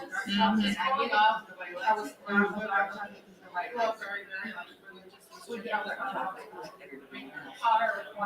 Gotcha. Yeah. So I don't think she realized it. I just remember watching with her. She was like, but she didn't. Wow, she was fascinated too. Yeah. There was another one that actually came out right around the same time that I grew up with specifically. Like it was, what was it? Snow White, the fairest of them all. It was like a TV movie, but like they had it in like Blockbusters and like Hastings back when they were a thing. And yeah, so that was the one I grew up with. And I watched it again. It's like an acid fever dream.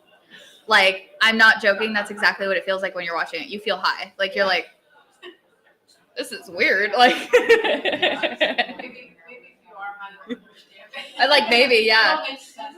All the bright, like, psychedelic almost colors. Like, it's beautiful, but it's weird. So, but yeah, I got interested in, like, what that was about. I did for St. Patrick's Week, I did the Leprechaun movies. I watched them all, so nobody else had to. God, that was a lot. I actually don't think I've seen those.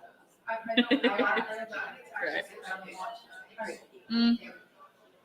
I recommend the first one is okay. The third one is weirdly good when he goes to Vegas. The fourth one's just bonkers. But like the first half, you're gonna be bored. The second half, you're gonna laugh. It's a lot. 5, 6. 6 is okay. The last one, I think it's Back to the Hood. I didn't realize there were like 6 movies. I thought maybe it was 2. Right. I know. I had to watch them all. It was exhausting. But yeah, that was a fun episode. Sadly, there are some issues with it if you decide to listen to it. Like you can hear the like changes, unfortunately, because it recorded super weird and I had to physically move it around to get it to make sense. So unfortunately, I have to add that disclaimer every time someone listens to it. But my next one, it's coming out on June 12th. It's about hoodoo, voodoo, and conjure versus the media and how they, do that. So if you're interested, like every single thing is under Demon Folklorist, and that's my podcast's name. Sweet. Hey, and I also like to, like, if you have questions you want to ask, I can incorporate into the next episode. I'm on Twitter, like, Instagram, Facebook, all that stuff. So, yeah. I'm trying to build engagement. It's hard to get people to, like, participate. Awesome. Yeah. I'm sure now that I've just recently started my research on information about myself, I'm probably gonna be hitting up like, hey, what do you know about this? I don't. Okay, so the only thing I really don't know anything about is Kabbalah. It seems it's a little too like complicated for me to personally like understand because I didn't grow up in a Kabbalistic, Victoria, thing. What's will you up? give me a button, please? Oh yeah, the one that my feet is on.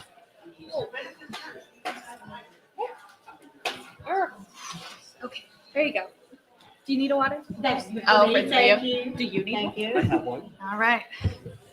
I'm gonna grab If you have a one. heater, I'd appreciate it. That's real. I know. It's like, is it haunted in here? I wondered about that myself. It's like it's one big, huge cold spot. Like, I'm always cold. Like, that's a running joke with my team. Like, when we do an investigation in Harper House, the attic that's a speakeasy doesn't have AC. And so we did it in July, and I'm like, I'll just stay up there the whole night. They're like, yes, please do.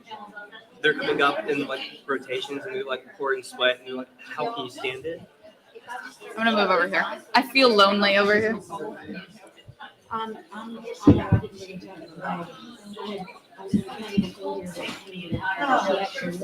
just felt very like sequestered over there.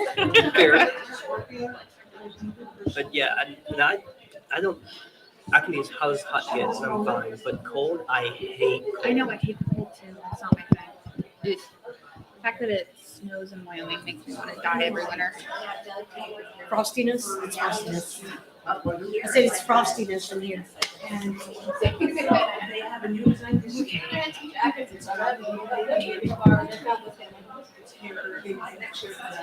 And I was so close to bringing my wolf rock. And I was like, no, this summer, I don't need that.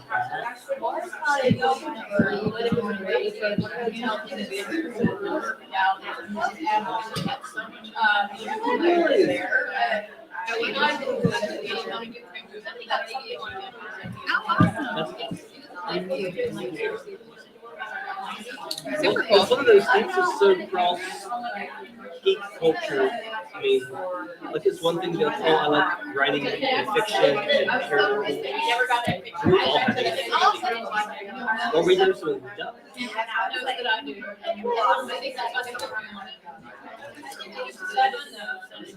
I'm pretty sure I have like a mild form of it. My mind is just rabbit holes. I was like, okay,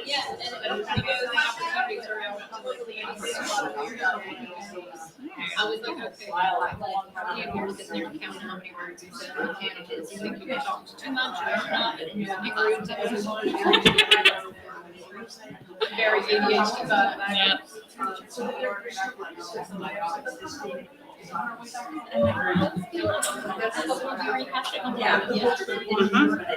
yeah. I brought that up yesterday. I saw the title and I was like, he has some ideas though. So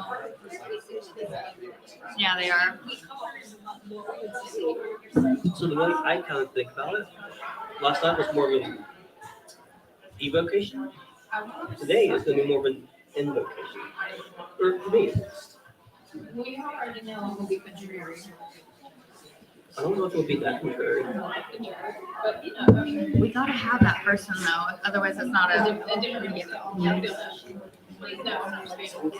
No, it's okay. No, I value your perspective. It's not even that like we don't know what they are. So at the same time, it's like, what if they were just like a little deity or something like that who's angry? Like, It's one of those things that's so pervasive in culture that it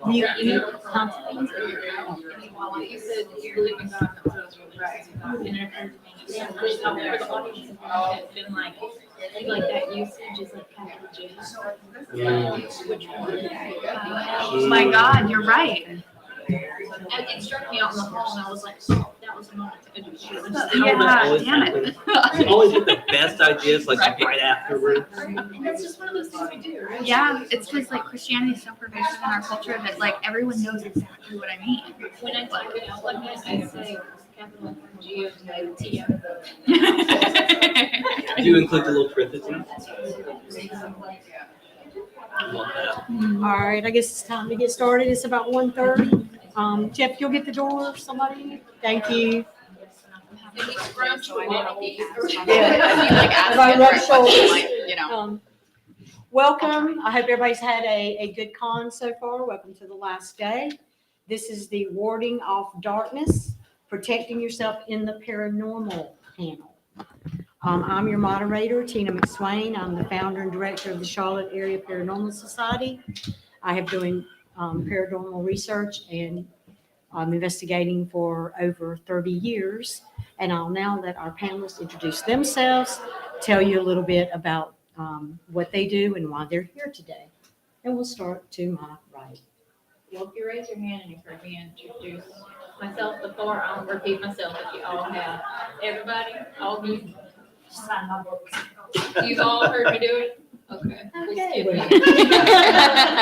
You get a pass. I'm just sparing y'all some words. Well, I'll take up some time. Thank you. So, my name is Dustin Crowley. A lot like Alistair, for reasons. As my given name, I didn't choose it. I sometimes have to clarify that because some people think, oh, Crowley, you just made it up. I totally thought that. I didn't use my space, so can I share your fun fact? Yes! All Alistair- guys are about elephants. Alistair pronounced his name Crowley. He said, those who find me foully call me Crowley, and those who find me holy call me Crowley. That's awesome. Okay. Okay. So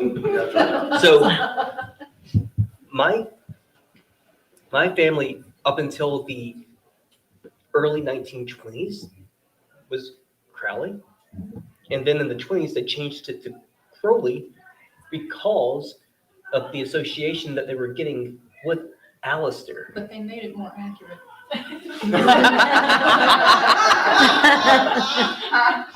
Another fun fact is that W.B. Yeats once kicked Alistair Crowley down a flight of stairs. I knew that. Nice. I knew that one. But I don't like how Crowley sounds though, so I'm gonna just keep going with Crowley. Although I'm the only person in my family that's Crowley, not Crowley. And you can know that about them, and that's funny now. And the fact that they are all like super hardcore Southern Baptist just does my heart so good. Speaking of which, I'm an ordained Southern Baptist minister. Unless you reach out to the church to request a letter of good standing, I don't think they'll give it to me for some reason. But I've got my theological education from the Roman Catholics, another problematic institution. I have began my career in the paranormal as an exorcist and a demonologist. I have since evolved into more of a chaos magician vampire, and I've started and formed my own team, Great State Paranormal. Don't worry if you come, we don't drink blood. No vampires really do. Not today, anyway. Not today, anyway. And I think I've stalled as long as I can. So, Next. Hey, there are some people I haven't seen before. So I'm Victoria J. I am a demonic folklorist. I have my education in folklore, and I looked at the different ways that demonic behavior manifests. So I look at experiences, narratives, and phenomena to see if I could find patterns in their behavior and make them a little less mysterious and scary than they are in society, because they're already scary enough. We don't need to add fear on top of that. All right, well, I guess the first thing we need to do is let's define darkness. What is darkness in the paranormal? And we'll start with Mortellus this time. In the paranormal specifically, well, you've all heard me do this a couple times, so I don't think anything is paranormal because that says there is a normal, and there's not. And I don't think there's darkness as we define it as good or bad either, because that's a little shaky. It's centered in perception. So to me, darkness is about something that is just negatively aligned, like negatively aligned particles or alternate current electricity. It's just something that's on a different wavelength. Different vibes. Justin? Like that. So for me, for those of you who were at the 10:30 last night, did I get the definition? Yeah, you did. God, I don't know what this weekend is even. But for the sake of now, because I completely forgot what I said last night, darkness to me is about an intent. If there is a malicious intent, to me that's darkness. And that doesn't necessarily have to be any type of an entity or a spirit or a deity. People can be the darkest, most evil creatures that we'll ever come across. I'm curious. Can I ask a question? Yeah, Can I ask absolutely. y'all a question? So, malicious intent. That's kind of a thought that we can wrap ourselves up in, right? I like to break things apart. That's my neuroscience. Let's dig at it. So, if you broke into my house, for example, Okay. and I came around the corner with a frying pan ready to whack you over the head, is my intent malicious? No, because Not you're in necessarily. your space. So, what about spirits that might be protecting a space that they still believe they live in? That's a solid point. Yeah, it is really truly all about the perspective. I mean, when you're walking into a space and you don't realize it's there, and maybe it's trying to protect the space and get you out of there, yeah, you could easily call that malicious intent. But generally, I guess just the way I would say it is, it's when they want to actively hurt you past protecting it. Yeah, like I would beat you to death with that frying pan. Same. So, like, especially when you have situations where you have repeaters or spirits that might be playing out a pattern in life, if they truly believe they might be alive, or that it's still their home, or that they're still actively living their lifetime in it, they might just be prepared to beat you to death with a frying pan. Mm-hmm. And you might not have the best tool to ask them, and also to them, you might be breaking and entering. So, like, Totally. something to think about. Also, to piggyback on that slightly, my great grandmother, the one that I told you about earlier, her gift to every woman that got married in my family was a cast iron frying pan, because she said that will keep marriage together, either by cooking good food, or if he starts to get a little frisky and sleep around, take that and beat him over the head with it. Well, it's a fun fact for y'all, if you don't know it already. No-fault divorce wasn't legal in every state until the 90s, and they're trying to make it illegal again. And we might just have to go back to frying pans, because if you can't get divorced, you just gotta handle some stuff. Gotta get rid of him somehow. If you sit in like a retirement home long enough, somebody will confess killing them. That seems right, yeah. It will happen. Yep.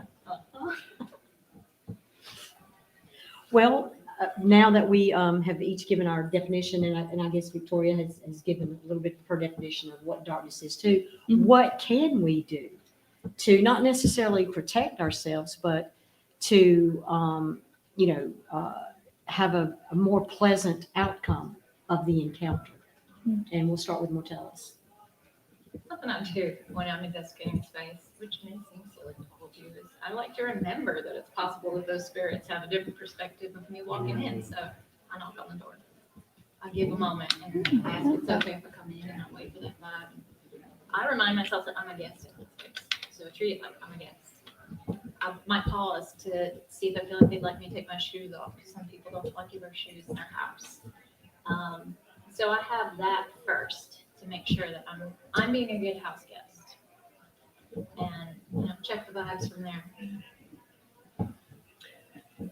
So, two parts. One, on a public investigation, I always have my team begin with something that we call a call to spirit, because to me, if I show up at a place,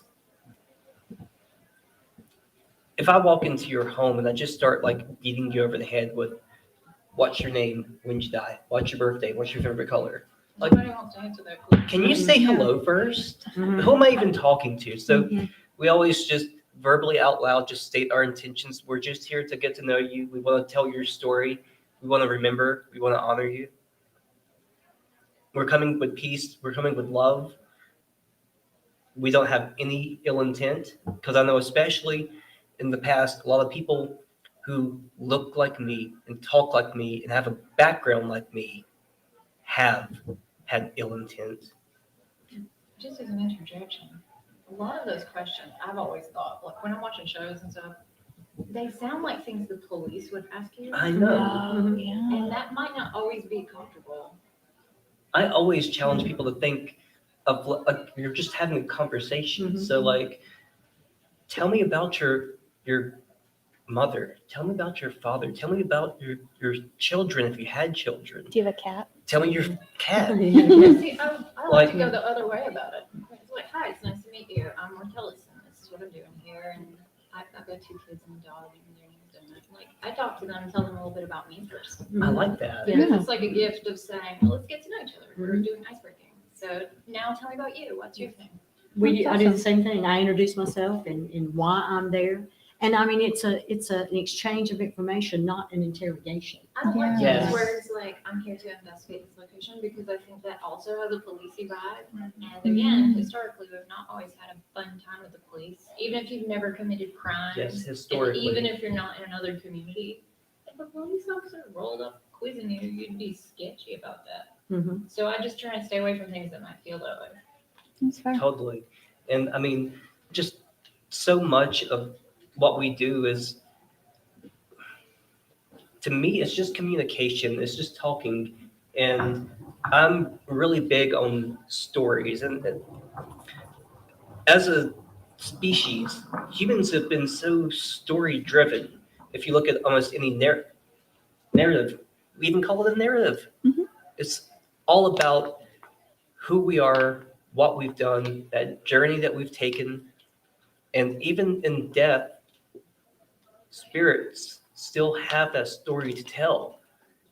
And another thing I always emphasize to my team or to anyone that comes on any public event with us, every single entity that you talk to, no matter who or what they may or may not be, deserves empathy, love, and respect. I could be talking to someone who was a convicted killer on death row, but they're going to get love, empathy, and respect from me because that spirit may have never received that in life. And if they would have received that, they may not have been in the circumstances that they were in. I'm curious. You were a minister, are a minister. You can't take that away, you just are. True. Do you think that that emphasis on love is derived from the Christian emphasis on giving love to any person? Because as a pagan person, I give empathy to everyone, but I don't feel required to give them love. So I give care, I give empathy, but I don't have to love someone that I know is cruel.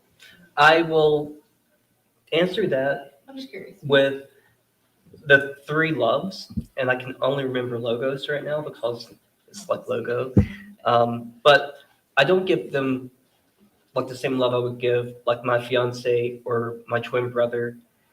I give them more of the same type of love that I would give just any human for the sake of their humanity. That brotherly friendship, like you exist, you matter. So that may not be the best word or phrase. I do think it gets kind of baked into society, along with ideas like forgiveness, that we're required to do these things as human beings, but they are seated in religion. Mhm. Like, I don't feel required to forgive my parents because it is a tenet of my faith that you make amends for what you've done wrong. There's no sin and there's no forgiveness, so it's your job to make right what you did. And in the same way, I don't feel required to give love of any flavor to someone that has been cruel. It feels different to me, I guess. No, I totally get that Like too. care and empathy and kindness, everyone deserves, but I don't have to extend that extra step. That's giving something of yourself, and love is vulnerable, and love is giving someone else everything they need to hurt you. That's how my Yes. spouse always describes it. Love is letting someone have everything they need to destroy you. So that is a warding tactic. If you give this spirit, entity, eidolon, whatever is there, love of any kind, you have given them an opening to touch on your vulnerabilities. Okay. I like that. Fascinating. I am not a paranormal investigator of any kind. I think it's super cool, but I am a little too sensitive, and I just most of the time get sick in haunted locations. Or if the feelings, I guess, are powerful enough in the place, that'll tend to happen. I went to the Borden house in Massachusetts, and it felt electrical. There was something there. I'm not sure what it was. I'm not going to be like, oh, it was Elizabeth Borden's parents, or, I don't know what it was or who it was. But I slept really well there when I stayed there. And the way that I personally protected myself was to wear a bunch of talismans that had personal connections to me and to the way that I express my faith in different ways. I was wearing Solomonic talismans. I was wearing an iron key, just in case it was like jinn or fairies or something like that. You never know. And what else was I wearing? I think a Star of David, because I have Jewish ancestry. And my mom brought in with me, like, she made me take it, all these like oils from Israel. She's like, just in case. And I was like, okay, whatever.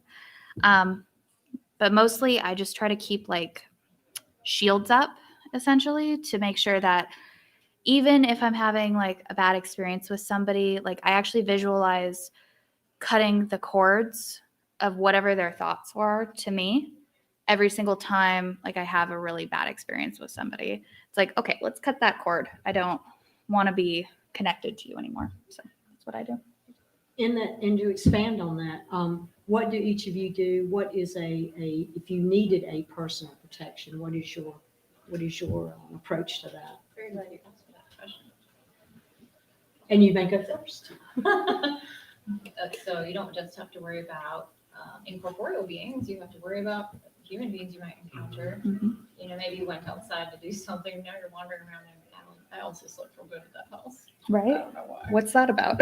Something just like sleeping under a heat lamp or something. Right. It's great. But a little free tidbit for you. Peppers are nightshades. Nightshades are funerary, they're ancestral, they're protective. So capsaicin is all those same things. So one of my favorite little protective talismans is some mace pepper spray.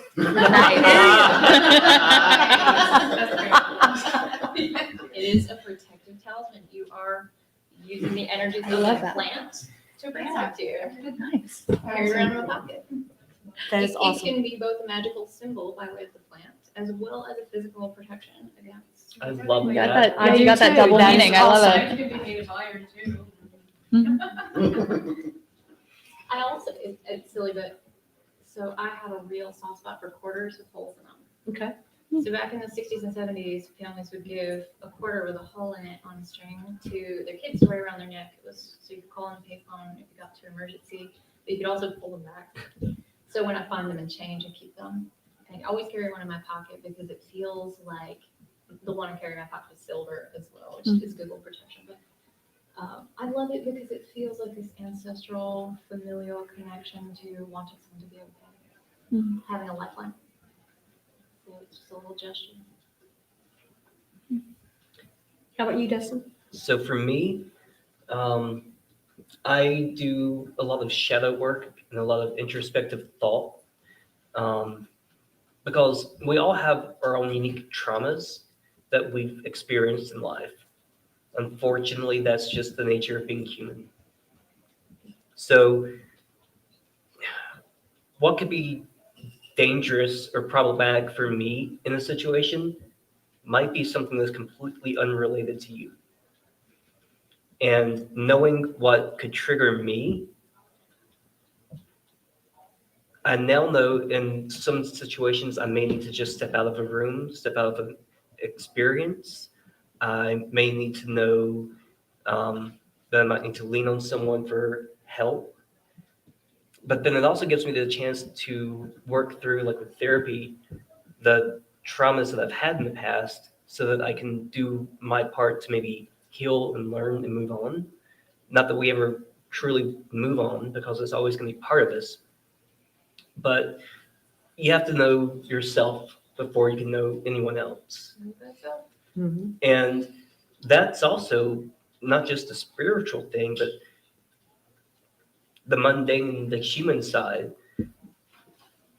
How do my interactions go with various guests, location owners, other paranormal teams, other investigators? Is this relationship a good relationship to have? Does this add to me as a person? Does this add to my team? What's the benefit? Not that everything has to have a benefit, but like if you're gonna pull me into some type of drama, it's not worth it. If you're going to do something that's going to tarnish my reputation just so that you can try and build off of the back of that, again, it's not worth it. Because we all use the phrase para-unity very loosely nowadays, but we don't often see a lot of legitimate cases of that happening. Always. So I'm not familiar with the para-unity thing. I'm kind of like you. Like I've done investigations, but I'll go when people think my voice will be helpful, and when people ask me to. I'm not seeking it out. So I'm not familiar with like community drama and terms and stuff. But communication is a good protection. Communicating your needs, and probably could have said this in the inclusion panel. I did think about it, but like communicating triggers and discomforts before an investigation to make sure that the person with you isn't going to start yelling out questions that pertain to something that's going to really mess you up. Like it's just a good baseline for protection. Like I know my team, we're hosting a ghost hunt on the USS North Carolina later this year, and in the email I'm going to send out and the weeks leading up to it, I'm going to make sure that we have like a section where it's like, hey, if you have any PTSD, past traumas, if you're a veteran, et cetera, please let us know. Because, I mean, you know, for PTSD especially, it could be something that we would never think about that would cause that trigger. And if it's like it's a flashing red light, so many of our equipment has flashing red lights. I can tape over that now. Or we cannot use that. Or maybe if they're going to be in a group, we can find a way to have a special extra vigil and that group does something else instead of using that equipment. I don't know what that answer necessarily looks like, but knowing that it's there, now we can take action and make sure that that experience is safe for everyone on both sides of the veil. And I always hate spirit boxes because the white noise sound is a little triggering for me. So it's like, please. Terrible. I got so into your guys' answers. What was the original question? The original question was, what do you do if there is a protection required? What does that look like for you? What is your modality? It's hard to explain exactly what I am in terms of faith because I believe in God, capital G, but I also believe in other things, and other things have reached out because I'm also psychic, and not in like a mediumship type of way, but like in just different psychic giftings. So, and I don't believe in anything that's going on in Christianity right now. Like hating other people is not okay, you know, none of that. But I do believe in angels. For instance, I've gotten in contact with my guardian angel, which has been there actually not too long. I had one before that, and then I guess my mom had asked for like a really salty one, like a super ornery one to like watch over me. And yeah, like I've actually seen it happen where I had this advisor in college who was just kind of a dick, and like I watched a whole pile of papers just fall over when he said something to me that was kind of rude. I've seen people be tripped when they like tripped over me and didn't like say sorry. I watched them trip again, stuff like that. But that could be me interpreting it a certain way when it's like maybe these things were just normal happenstance things. That could happen, right? But yeah, if I need protection in that moment, that's who I ask. And mine isn't super like, is he sitting with me right now? No, he's not. I view him as like a he, even though angels don't have gender, just like demons, although that's a whole different thing. I talk to them if I need them, and they're there if I just sort of call. But that's me, you know, and that's recent. That's only because I read a book on angel communication. And I was like, oh, I wonder if that works. And then I tried it, and it did work. And I was like, this is cool. So I'm still experimenting with that. I have no idea what my next form of protection is going to be because it's ever evolving. And we have a lot of issues with spirit intrusions that aren't welcome in my family, at least not at that moment in time. So we're constantly having to adapt and change our ways of protecting ourselves. And I'm always willing to try something at least once. Well, if you are, might I make a suggestion for when you look for that next layer of protection? Since you're already working with like a spirit guardian type guide, ancestors. Oh, yeah. Especially since it looks like, or sounds like at least, that psychic awarenesses and abilities run through your bloodline. If your family's constantly being overwhelmed by this input, having an ancestor who has already gone through that shared experience and has learned to deal with it themselves, they can help you through that process and get you to the point where you can control that faster. Yeah. And that would probably be a big help for you. May I piggyback? Absolutely. I'll share something fun with all of you. I think it's in knowing something that it becomes more powerful. It takes on new meaning, right? Like, if you eat ham sandwiches every day for lunch, but if you have the fact I taught you earlier today, the next time you eat one, it means something different. Because eating the flesh of any dead thing is a ritual act called necrophagy, and everything we eat is dead. So every time you eat any food, you are honoring the dead by letting them nourish you. So you know that now. So the next time you pick up a hamburger or a sandwich, you're going to think that to yourself, and it will be a little bit more magical for you, right?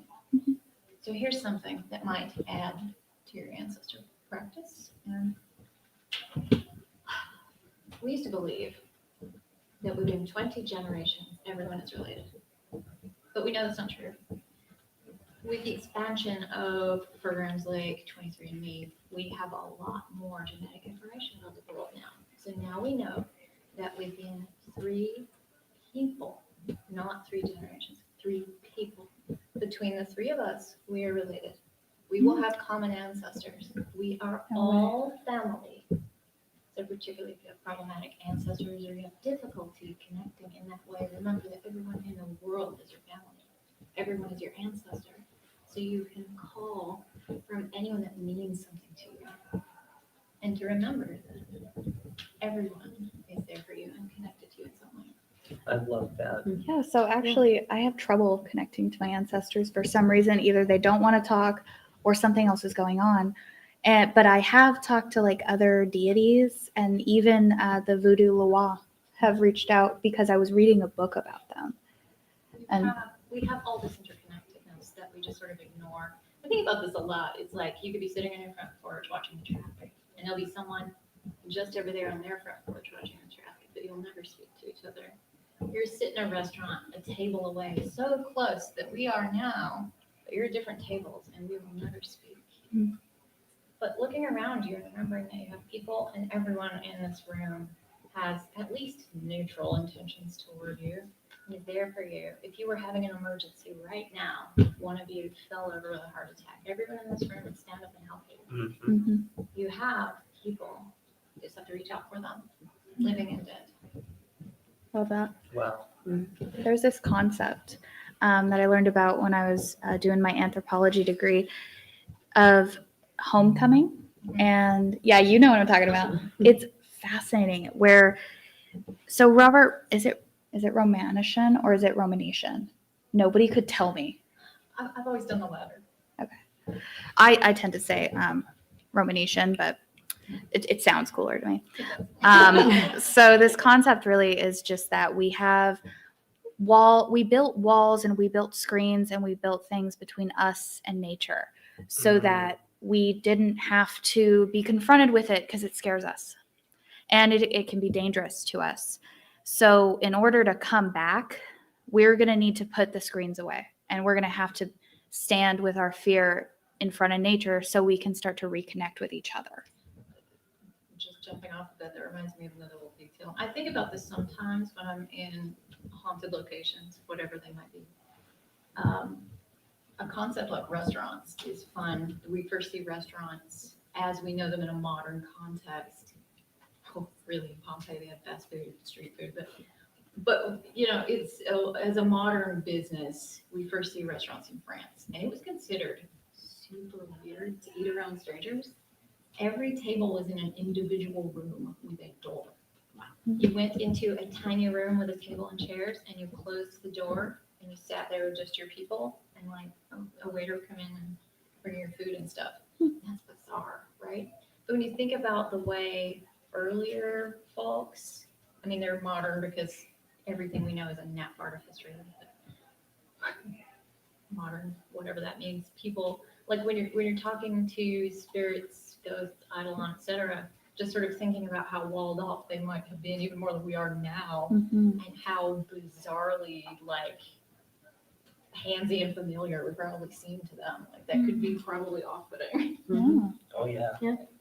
Well, I mean, early civilizations, everybody built walls. I mean, you like your castle moats. I mean, medieval times, but you still had your you had your territory. This is my territory. You stay in yours. And then as that races evolved and time moved forward, you built walls. You built your castles with castle walls with moats. You kept Your Caesar, your put people. several layers of walls. Yes, and you kept your people in and you kept everybody else out. Who knows about the Battle of Alesia? Somewhat. It sounds familiar. So Alesia was a town, and during some of the Roman conquests, the Romans are sacking Alesia because Vercingetorix has hold up there. He's this powerful general type. I mean, everybody in the story is assholes, but Vercingetorix and crew are in Alesia, and Caesar is going to sack the place. But Vercingetorix took Alesia because it's like up on a hill, it's at a ford of two rivers, and it was really hard to siege. They had tons of access to food from the rivers.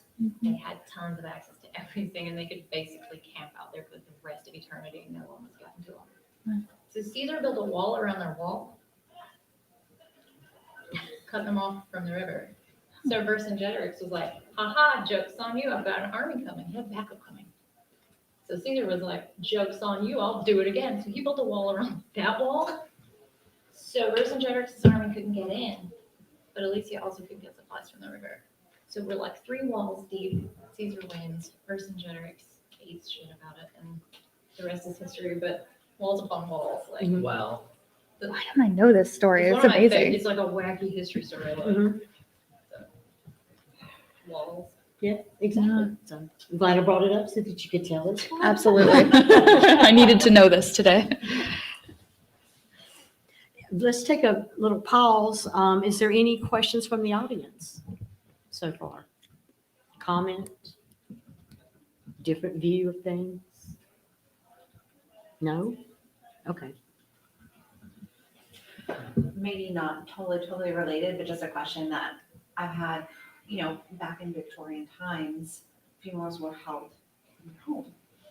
So just because I'm not very familiar, when did that really stop changing and it became so commercialized and so disconnected from? The funeral industry, we have to learn all stuff, right? We still do funerals at home today. It's very like modern white American industry. We have money to have funerals like you're probably thinking of right now. Tons of people still do home burials, have funerals right in their home, don't use the funeral industry at all. You start seeing it fall out of favor in like the 40s-ish. There's kind of a drop off, and that really comes around with the first sort of trickles of regulations of the funeral industry. And particularly around World War II and like early Cold War scare, we see it get more sort of disconnected from people. Going back really just to 1950, it's basically the standard. Not too long. Not the slightest. There's a reason why we say sitting room and the living room. The living room is for living people to be doing living people things, and the sitting room is where you sit with the dead.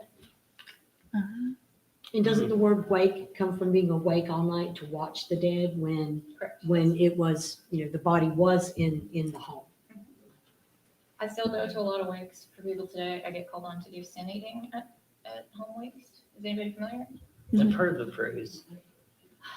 This happened historically. Often you would find someone unhomed or poor to do this service for you. It was kind of cruel. It was like, we want you to take on all the bad crap in exchange for some bread, really. But what you do is if we have a deceased person here, all you have to do is have someone pass you a piece of food across their body and you eat it. That's all.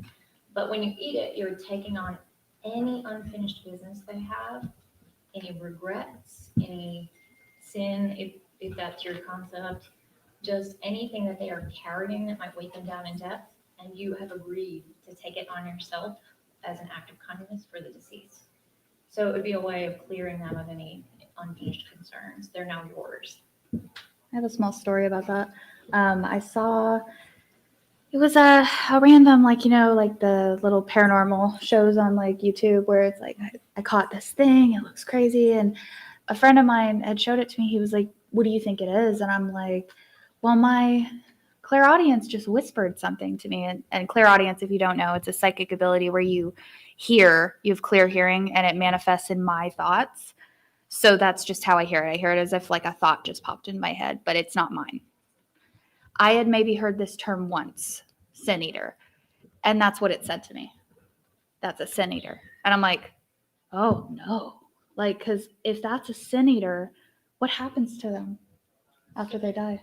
So you hope that you can pass your stuff to someone else. But what I do is I really work with the family to find out what that person's story was so that I can complete their business and so that I can make amends for whatever their regrets were. But what about the sin eaters? Like, my guess is like, I mean, I am that in that. oh, so you're the sin eater, even for like the sin eaters of before. Interesting. Yeah. So they would have passed it to a new sin eater near the time of their death or at their death. But they may have also done what I do and worked through that unfinished business. So if the person in front of me like regrets never going and saying goodbye to their children, I'll go do that for them, or whatever I know about them, I'll go do it for them. That's lovely. Does that absolve you of any? Okay. Because it's my job to carry it for them. It's mine now. So. It just scared me, that idea that Yeah, I do it. that this poor spirit is like weighed down by other people's sins that aren't even theirs, and that they might be stuck. They may have been trying to just communicate something about who they were and what their values were. Maybe. Yeah, because it doesn't mean that that's what they were. I'm not even sure that was correct. They may have been asking for one. Oh. That they carried something into death and they need to be absolved. I'm gonna do more research on this and do a post about that because that sounds amazing.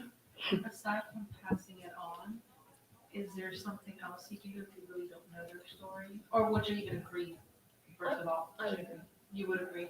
Is there anything else you can do? Carrying regrets or unfinished business into your death is not as much of a problem for a pagan person as it might be for a Christian person. So I make a good foil. Sometimes you would see something more problematic in the olden days where someone might pass a piece of food over but never eat it and then give it to an unsuspecting stranger. You see that some historically. Give it to a person on the street. Once again, finding an unhomed person and like giving them this loaf of bread or whatever. So that was a pretty ugly practice. Yeah. Now, taking that on, does that take away your energy, or does that give you, is there a danger, I guess, to you for doing that? I don't know, Maybe not danger is too strong of a word, but I think, is there an effect? I think we do that all the time with living people. We don't think about it the same though. Like this weekend, you've heard me tell some stories about my life that are probably hard to hear. You know that feeling you get in your guts when you hear something someone shared with you? It's heavy like a stone. Mm-hmm. They give you a little piece of themselves to carry. Mm-hmm. The more I tell the story, the less heavy it is for me because a lot of people are carrying a small piece of it for me. That's a gift to me because it's a little easier every time. But taking something on like that for someone is that feeling every time. Mm-hmm. But I think if we disperse that kind of care amongst ourselves, we can take care of each other in that way. Mm-hmm. Yeah, every time I tell my possession story, it was a non-demonic entity, it gets easier. A little lighter. And it doesn't have a hold on me anymore. Dustin, any thoughts? Well, I'm not a sin eater. I haven't been possessed. Fair. But I definitely agree with how the sharing of everything goes. And I think to slightly tie it into the theme of the panel, we are safer together when we're open with people we can trust. I mean, obviously, you can't just be open all the time to everyone. Mm-hmm.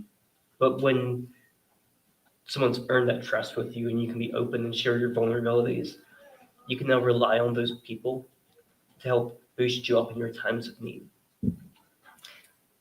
I talk a lot about the differences between Christianity and paganism broadly, very broadly, in these kinds of circumstances. But just kind of a tidbit, I've always thought that communion was an act of sin eating.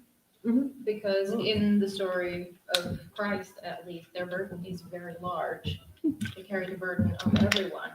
So when you're sharing communion, to me, I perceive it as them sharing a little piece of that burden with everyone, that we all bear responsibility for humanity collectively. It's a different take, I know, and I'm not a Christian, so feel free to just leave that at the door. But I am a Christian, and that is and I agree with that. You know, I agree with that. Yeah. Mm-hmm. I'm not Catholic, but that sounds right. Yeah, we do. Yeah. Right? Yeah. I mean, I don't know if it would be theologically sound, but as I learned this weekend, once the degree's been given to you in the state of North Carolina, it can't be taken away. Amen. So Amen. I support it. Amen translates to a word that's very much like the phrase we use in Minecraft. So might it be. Mm-hmm. Mm-hmm. So might it be. Yeah. I like it because everybody knows what it means when they say amen. Do you know the sign for it? I love that because it's just like the exclamation point, like, we're done. We're not going to talk about it. But so be it. Sounds a little more ominous to me, but it's still very powerful, I think, in terms of like an ending. In Gardnerian craft, we use a phrase from very antique French, je le veux, or la reine le veut, which means I will it, but you are speaking from the position of royalty when you say it. Mm. I am the authority, and I will it. Ooh. Awesome. Makes that work. Do you have any more books left? I want them all. I feel like I'm Absolutely not. Bored? No, Please. No. You provide a different perspective, and that is always good because knowledge is power. It is. Deaf, Damn maybe, straight. but bored, no. Okay, audience, we've got about 10, 12 minutes left. Anybody got questions, comments? Come on, y'all. Or maybe everybody can tell us a little bit of the story we can carry through. Nobody? We're tired. Are you thinking of a question there? Okay, good. Okay, I'll wait. Thank you. And then you get yours, I'll compiled. give you some time. Get a minute. So, I'm pagan and I've gone on some paranormal investigations and done my own. And one of the last times I went out with one group, we did one of those people pay $50 and come in. And I swear to God, there was this woman that was seeing demons everywhere. And I can tell you from the place we were at, used to be a cotton mill and now it's a mall. So I can believe that there were some unhappy spirits of people who used to work there or died in an accident there. But if you've encountered people who seem to see demons in their sugar bowl, how do you deal with these people in a sort of a compassionate way to maybe help them and not just go, oh, you're fucking nuts and just walk away? I get this a lot. Pretty much there was a period of time when my thesis had just come out and people would lightly stalk me on social media because my website wasn't up yet. And I just, at first I was flattered and then I was weirded out because it was like, oh, thank you. You saw my work. But then it was like, why are you, doing this? But it's just that they wanted someone to listen. And I do my best to listen and not make them feel uncomfortable as they're sharing what had to be a frightening experience, no matter what it was, right? The fact that they thought it was a demon is unfortunately pop culture is a little bit too fond of the demon word and uses it all the time and throws it around. But I try to show compassion, but I also explain to them, so these are the things that I look for in any demonic infestation. First, did you feel you were in the presence of evil? And by evil, I mean malicious intent to hurt you. Like you could feel it emanating from this thing. And actually, I just created a, what is that called? Whatever. It's EPIM. Some of you have heard it since you've been to my other things. Evil presence, intensity, and malice. So those are the three things that are going to be present in any demonic narrative or experience that I've ever heard. And that's what I use to evaluate. But I also look for other things that I know come up a lot in these types of experiences. But most of the time, because, people really do see demons in their sugar bowl. I'm totally going to use that, by the way. You just have to tell them firmly, but kindly, that is not what this is. I know this was scary for you, and I'm so sorry that it happened to you, but that's not what it sounds like to me, just based off everything I know about demonology. Sometimes they try to convince me, but eventually I'm able to make my point that no, that doesn't come up in other experiences. So that's what I do. And I'll say too, empathy, showing that respect because of that experience they have, knowing that the experience of seeing the demon around every corner is truly just a form of religious trauma that they've gone through. And it's that indoctrination that they may probably not even know they have. But sometimes when I've dealt with people like that, of course, I'll try and go the route of explaining that it's most likely not a demon. I try not to ever say, no, it's absolutely not, just because if you shatter someone's worldview, that can be just as harmful as if you lied to them. Mm.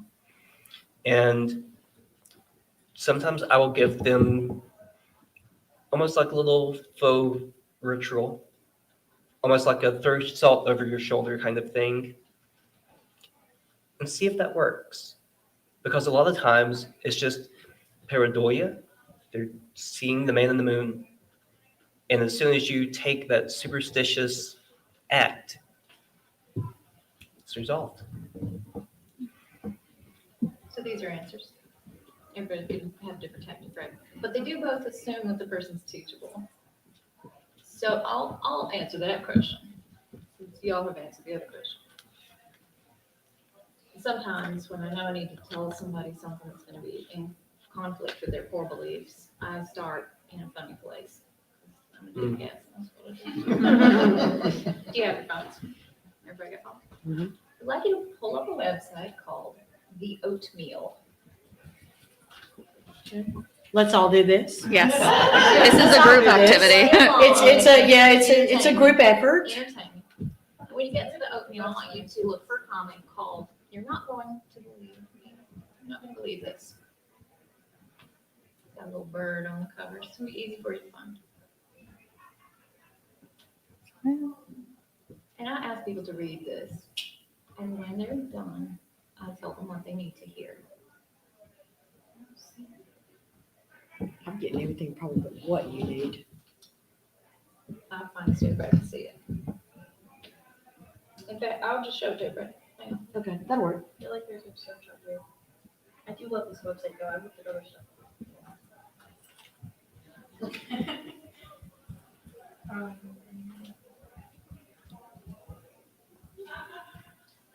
Blue, like the angry birds. That's one. You're not going to believe what I'm about to tell you, says Oates, as they prefer to be called. I'm going to tell you some things. You're not going to believe these things I tell you. And that's okay. You have a reason not to. But I need you to keep listening, regardless of what you believe. I don't care if you're liberal, conservative, or somewhere in between, or if you're a cat person, or a tarantula person, a morning person, or a night owl, iPhone, Android, Cocoa, Pepsi. I do not care. All I care about is that you read this to the end. Sound good? Let's begin. You may have heard that George Washington had wooden teeth. I put the fur in First Amendment. It says. I like our locky teeth here. He lost most of his teeth in his 20s and had a set of dentures made of wood. It's a disturbing visual. The founding father, commander-in-chief, and first president of the United States clacking his way through a ham sandwich. But it isn't true. In 2005, the National Museum of Dentistry in Baltimore, laser scans were performed on Washington's 200-year-old dentures and found them to be made of gold, lead, hippopotamus ivory, horse, and donkey teeth. His mouth was a petting zoo of nightmares. Sources. Upon learning this information, I want to ask you something. How did it feel to learn this new fact about George Washington's teeth? I stated a thing, provided evidence of that thing, and presumably, you now believe the thing I just said. Presumably, your belief in the composition of George Washington's teeth has changed with little or no friction. Presumably, the next time you're in a conversation and Washington's teeth come up in conversation, you will proudly impart this newfound knowledge. Terrific. Let's continue. What if I told you that George Washington had another set of false teeth? And this other set wasn't made from wood or ivory or any of those materials, but instead was made from the teeth of slaves. Try this again. How did that piece of information feel? Now allow me to reiterate. I am not here to convince you that George Washington was a bad person. I could go through all my cited sources, cherry-pick arguments that either defy or demonize George Washington, paint a portrait of a monster or a patriot. But as I said before, I do not care. That's not the point. The point is to give you an emotional barometer. The first fact may have been easy to accept. But when I told you the second fact, you probably checked sources immediately, furiously clacking away. I keep this as a response image on my phone. I thought your whole worldview right in the bone pipes. That's okay. That's part of it. Let's try more. Napoleon Bonaparte was not short. He was very average in height. Thomas Crapper did not invent the flush toilet. Houseflies live for about a month. not 24 hours. Humans don't explode in a vacuum, nor do they boil. They just pass out from lack of oxygen and die later. It's actually a pretty slow death in space. You just float around until you suffocate. So feel the barometer. How do you feel about the facts? There is zero evidence that Jesus Christ was born on December 25th, a fact that might upset some folks. Pledge of Allegiance was written by a socialist. 6 of the 7 justices who voted in favor of Roe v. Wade were Republican appointed. How did those feel? I'm skipping around to make this fast. Why do we soften to some ideas but not to others? Why do we gnash our teeth when presented with evidence counter to our beliefs? Why do we not only ignore that evidence, but dig in our heels deeper and believe more strongly in the opposing argument? It seems backwards and bonkers. It's called the backfire effect. It is a well-documented psychological behavior. A few years ago, at the University of Southern California, a study was conducted where participants were placed in an MRI machine. And making this faster, they told them a bunch of stuff that made them mad, more or less, stuff they didn't like. The participants, as they read these facts, the MRI machine recorded what parts of their brain lit up. And they discovered that the part of the brain that responds to a physical threat responds to an intellectual one. The amygdala. Kind of a jerk, the amygdala. It makes us biologically wired to react to threatening information in the same way that we would react to being attacked by a predator. From an evolutionary standpoint, it makes sense. If you're a caveman and another caveman throws a boulder at your head, you would not react logically by debating the pros and cons of getting brained. Says Frank jealous of Jeff's cave. Frank killed Jeff, take cave. Now Frank, how to think about objectivity is the key here. Core beliefs are the beliefs that people cherish most deeply. They develop from childhood and are compounded by life experiences. Core beliefs are inflexible, rigid, sensitive to being challenged. Skipping around. There are biological reasons for this. The amygdala is screaming battle stations every time your core beliefs are challenged. It's like the foundation and frame of a terrible house, constantly sort of falling apart. And whenever a new piece of information comes in that doesn't fit, well, they have to kill it with fire. Your brain is wired to do that. One of my core beliefs is going to topple over if I change the information. Kill it. Your brain is trying to protect you. You're holding up your crappy ideas in the backfire effect. You can read this at home. It's long. But you have to remember that your worldview isn't a perfect house that was built to last forever. It's cheap condo, and over time, most of it will turn to shit. So what do you do about it? The disappointing truth is there's not much advice. Oates goes on to say that they like to pretend it's their pinky toe. When a core belief is challenged, they imagine that their pinky toe is yelling insane things at me, like 1 + 3 is tacos. You know, there's our little example here.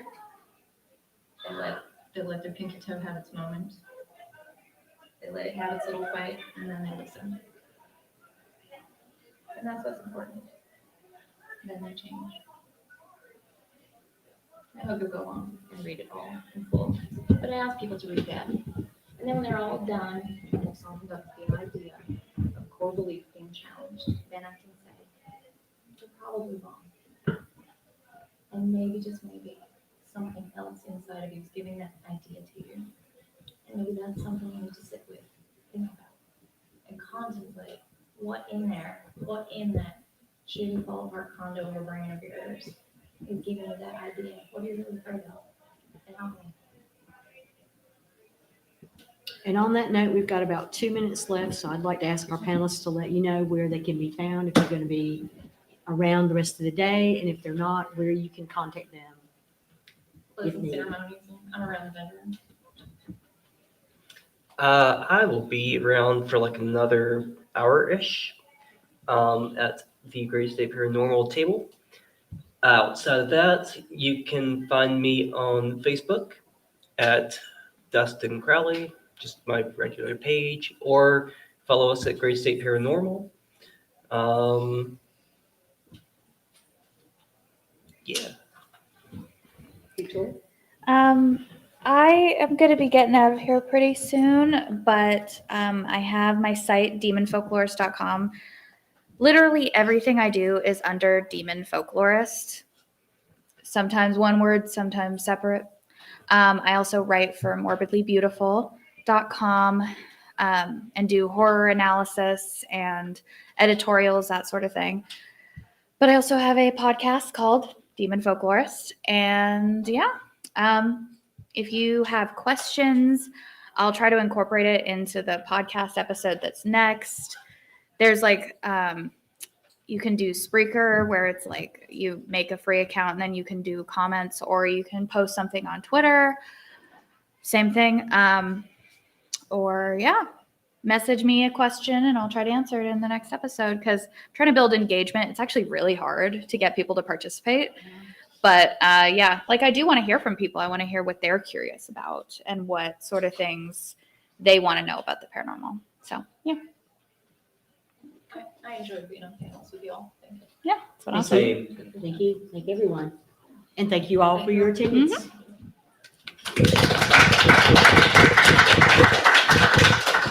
I can honestly say, since like I was on panels with at least one of the two of you for like almost every day, it's been such a blast this weekend. It's been so fun. Like, I love the fact that we were able to challenge one another, learn, listen, grow. The dialogues we had were fantastic.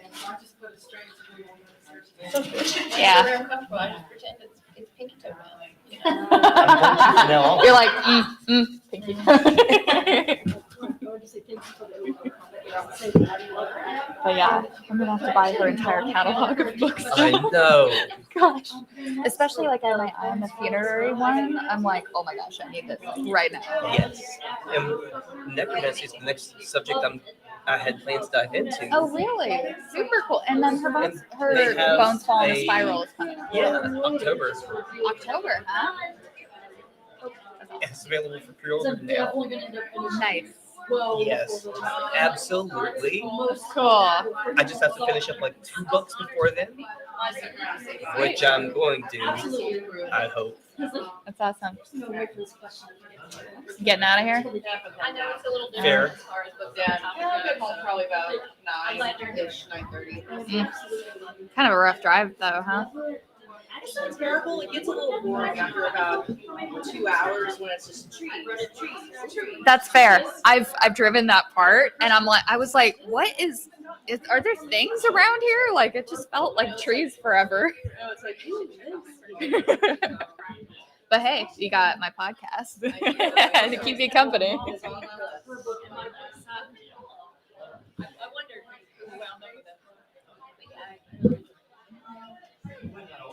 I'm heading out. You're most welcome. Most welcome. Yeah, sorry, thank you. I heard about really talk about it, you know, this was a positive experience for you. I hope. Yeah. No, fair. Yeah. You know, hey, if you want to, how about Yeah, that? so Like, far everyone, it's been really positive feedback, so. okay, you're like, I wanna, but got stuff to do.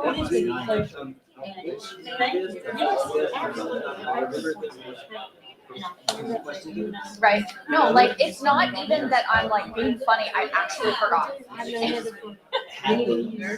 Like, cause either it's because I went down the rabbit hole, or your guys' answers were so fascinating that I was like, oh my god, just tell me everything. Like, I just want to hear the story, and then it was like, oh, what are we talking?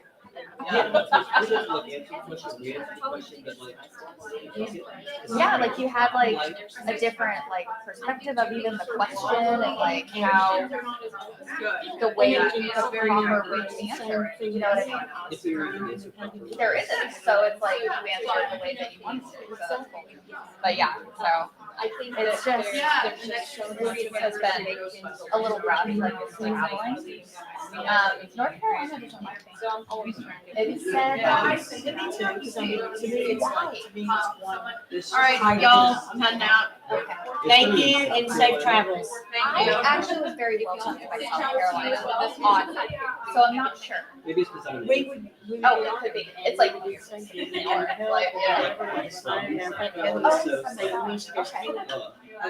No, that's real. Which part are you? Okay, so I only went to Charleston, and I had really good experiences in Charleston. That's what we do. That's what I do. That's what we do. Right, that's what I was thinking too. I went up there as well. When you're But once you hearing, get more how is that out. ability to and I'm very curious how it's Yeah, like, is it in conflict at all with Probably. your beliefs for you? No, I know some about- people have really different yeah, feelings. I've heard some not so I've good heard some things. folks like So. mixed bag. No, I get you. I'm kind of like. It told me today, actually, it was the first time I got everything. With I want you to leave. And I don't go serrated. preconceived notions. And I was like, I'm not gonna react. Okay, I'll leave tomorrow. Gosh, like, because that's is what happened. It's happening. I'm going back on tomorrow, so it's like, I was just here for a conference. Leave me alone. Yeah. You know?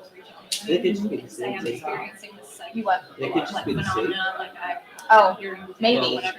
They want to get rid of it, like because the psychic belief, One side. like they believe the ability is Am impossible. Is that, am I making sense? Now. Yes, you are. And and to me, it's not. I think that's abundantly something that Mm. God gave you, I would. Right, exactly. and regardless the deity that they gave it to you. You know, it's a gift. I mean, what I do is a There's gift. too many people here as well.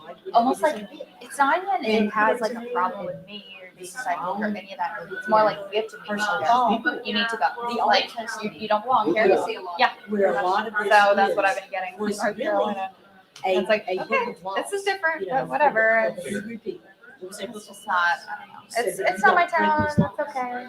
But, It's fine. Like, I had a good time anyway. Exactly. That's So, true. you know, Yeah. okay, I'm not supposed to I divide will. experiences, but All right. Oh, yeah, no, definitely. I love cons. So I'll try to really Exactly. Exactly. So, I mean, you know. I remember when the king was in a pinch, you went to a necromancer, we know that. I'd like to look at that. And then, you know, once the Constantine came, just took out everything, he did, you know, decided that he didn't want in there, and there's been so many translations of the Bible that often has been lost. So, you know, like reincarnation was taken. It's an early Christian belief. Exactly. The pentagram is an early Christian symbol. Exactly. You see that across. One of the things I love to think about with the witch event in particular. Mhm. First of all, witch I know is the kind of story. it's a mistranslation. It really should have been a necromancer. It should be. But even though the act was punishable by death. I don't think that even like the king was known to punish that. People needed help, so they still. Yeah. And he dresses up to go, you know, meet with her, to not be known that he did it, to go get her. Even knowing that she had, she steps up. Yeah, exactly. I think that's Thank you. See? So Leave me alone. I just wanted to jump in real quick on the pentagram. Oh my gosh, it doesn't even come up in actual like demonic areas, and everyone's like, it's routine. I'm like, they're mentally ill. If they're like drawing things, You see this more in like Eastern Star, Freemasonry type stuff. Really? I mean, I'm a trad witch, so we use it just to represent the divine, whatever deity, earth, fire, air, and water. So it's just a symbol of the elements. yeah. So this is just like a random thing, and it literally like I don't really know what I think about it. I get weird feelings about the perfect pentagram. Like all the sides are equal, but for some reason when they're not equal, like two sides are longer. Something about it, it feels better. It's sort of sacred geometry, and it shows that the elements are equal. That they're like fire isn't better than water or whatever. And so you have divine at the top, and earth, and fire, and air, and water. So when you're casting, when you're invoking, right, you're pulling God down to earth. You're still pulling the divine attention, and then balancing it across the elements. And when you're releasing it, it's mistakes, you can bring them back up to where they belong. So when you see it, like a standard pentagram is saying I'm putting God above. But when you see them inverted, it's saying I'm putting myself first at this moment because my focus is on improving myself. So you are just turning the divine underneath by saying that is not my focus at this time. Like you can't work with the divine if you have worked on yourself. Yeah, that makes sense. What are your thoughts on that? Is it Triskel or Triskel? Triskel. I really resonate with that. Like I saw it and I'm like, I don't know what it means exactly. Some practices really use a lot like that, and it's attributed to being Celtic, which doesn't mean anything. Yeah, like Gaulish or later and stuff, but it's not. That kind of knowledge comes from Norse. Yeah, that's what I was From the Norselands. It's from. I saw it like a romance novel that said the Norselands. Every other sentence, and I just stuck with me. It's sort of a joke, but Sandra Hill, if you're looking for crazy, terrible Viking romance, but good to know, just in case someday. Well, the Vikings actually, because I am a Celtic, I have Celtic heritage. The Vikings actually, invaded Scotland in like right around 600, 700. So a lot of those Celtic beliefs are actually from the Norse. That makes sense. It'd be okay if I had language correct. So the Norse, not the Viking. Yeah. Viking is a job. Yeah. Oh, yeah. Well, that's true. It would True, be like true. saying when the cashiers updated. Yeah. Because it was, they were the military job of going and conquering and that. Yes. Thank you for the correction. Also, a little pro tip, if you're not super familiar, we have a lot of Norse pagans in the area. Mhm. And a good way to tell if they're the Nazi kind, if they call themselves Asatru, it's really just the Nazi trying to do that. If they call themselves Norse pagans or Norse heathens, you can still check, but they're probably okay. That entire faith group abandons the name of their faith group to disassociate themselves from fascists. Wow. And if you look up a website called Declaration 127, you can just check to see if the person who jumped on it signed it, agreeing that they don't participate in it. We have a lot locally. That's awesome. I just want to get all your books, and I'm going to online all of them. The Triskel being Norse mythology, I used to be associated with the world. Oh, interesting. I can send you some research. Yeah, definitely. Email, just like send me an email that just says Triskel. I'll send you some. Yeah. I will forget. ADHD is on. Totally fair. I can forget too, and then randomly, like in 3 weeks, I'll be like, wait. Can I give you a sticker so you can? Yes. I wanted to ask for Oh, you want? ask for a mountain. Oh, Yeah. what? Mothman's my favorite Yeah, cryptid. she. Oh, she has Mothman? Say. So I'm sorry. Pardon me. A good way to remember is to pretend that non-binary people are like a flock of crows or bees, like a group of something. It makes it easier. Nice. I like that. I'm gonna use that to like explain non-binary to other people. Three raccoons in a trench coat. That is a good reference. I like that too. I'm gonna use that as well. You mind? Just, it helps they stick in the head a little bit. Yeah, it does. This has got my link tree. Oh, thank you. Oh, and may I have one as well? So we Absolutely. can possibly Put it on my calendar. and I've been letting You people. are right. Victoria, did you want a Mothman sticker? Oh, absolutely. I don't have cards, but I'll give you a sticker. Mothman. Let me also give you this. Remember, you will die, but remember also to live. Yeah, I love that. It's got my little crow. Little crow friend. Love crows. Me too. They're my babies. Here's your little monkey. Oh, You can have a. Mothman's got a whole cake. This is just a cupcake. I love it. Some homegrown illustrations. All these stickers were drawn by either myself or my spouse. That's so awesome. Very cute. Who wants a ghost? I will honestly just take whatever you're getting. Yeah. I have to have a ghosty. I gotta get going, but you were so cool. It was And really meeting nice. you was really It was nice. absolutely fun. Also, you were part of the Fun Macabre family too, right? Were you in? Maybe. I'm having a stroke. I feel like I'm in a macabre. I know them, but I haven't participated. Oh, gotcha. Okay, Like I'm sort of around that circle. that makes sense. Come on, Okay. come on, but there's stuff. Here's my little happy dad. Oh. That's adorable. You have cards in your table, Thomas? I don't have cards with me, but I have them back at the booth. Yeah, there's So if you go into the vendor room and you go all the way to the end up against the wall in the corner. That is cute. I don't know if I have another gift, but I do have Santa Claus. Yes, absolutely. And I had something for you. You have something for me. Which one is that? I love this Stephen wrote stuff. I love it. That's so cute. Bye. See y'all later. The next Comic-Con. I love it. Yay. And thank you so much. You're welcome. Oh, you want to buy? Sure. I actually will collect them and I actually put them on these, you know. I meant to say in the ADHD class that one of the sort of like stimming things I do is sit and stamp buttons. I hand stamp and punch all of them, every single one. That explains why there's so many in the bucket. Who wanted which? Oh, you have that one. Yeah, and I have. And then there's more. More sui vivos docent. From the dead we learn. It was the motto of the passage of the Anatomical Act. And I like that. To prevent grave robbing. I like We're that. trying to say we need that to learn. But I always say the lessons are up to us.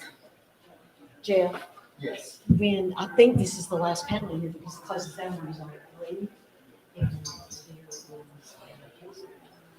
Okay. More food, actually, all of them takes on take tax, so. Okay. If you think we have to, I can't. It's almost time. Yes, it is 3 o'clock. I just back to the big thing. One minute out. Lemon and I'll tell, Yes, because the water's over there. And the snacks. Oh, there we go. And I think the snacks. You know, Alex just gave me, she just told me, just take me to the next cap soup, y'all. I mean, if you're a bad person, Okay.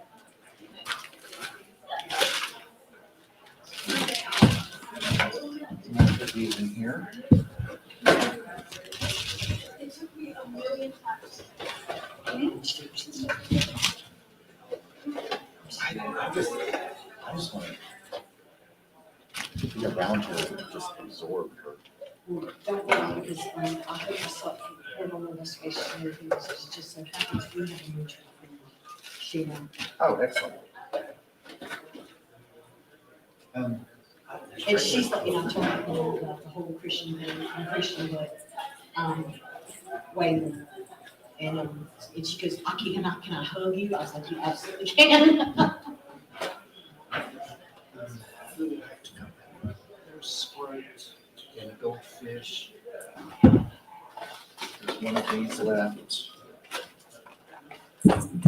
Yeah, really, And then get rid there's of, Sprite. get rid of anything. We'll wait to open these. Definitely take these. Excuse me. You know what? I've got one free hand.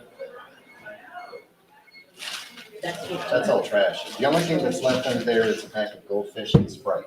Right. Give me the goldfish, I can take those. Well, I mean, One- it's like one little. One little packet. teeny weeny pack? Oh, okay. Then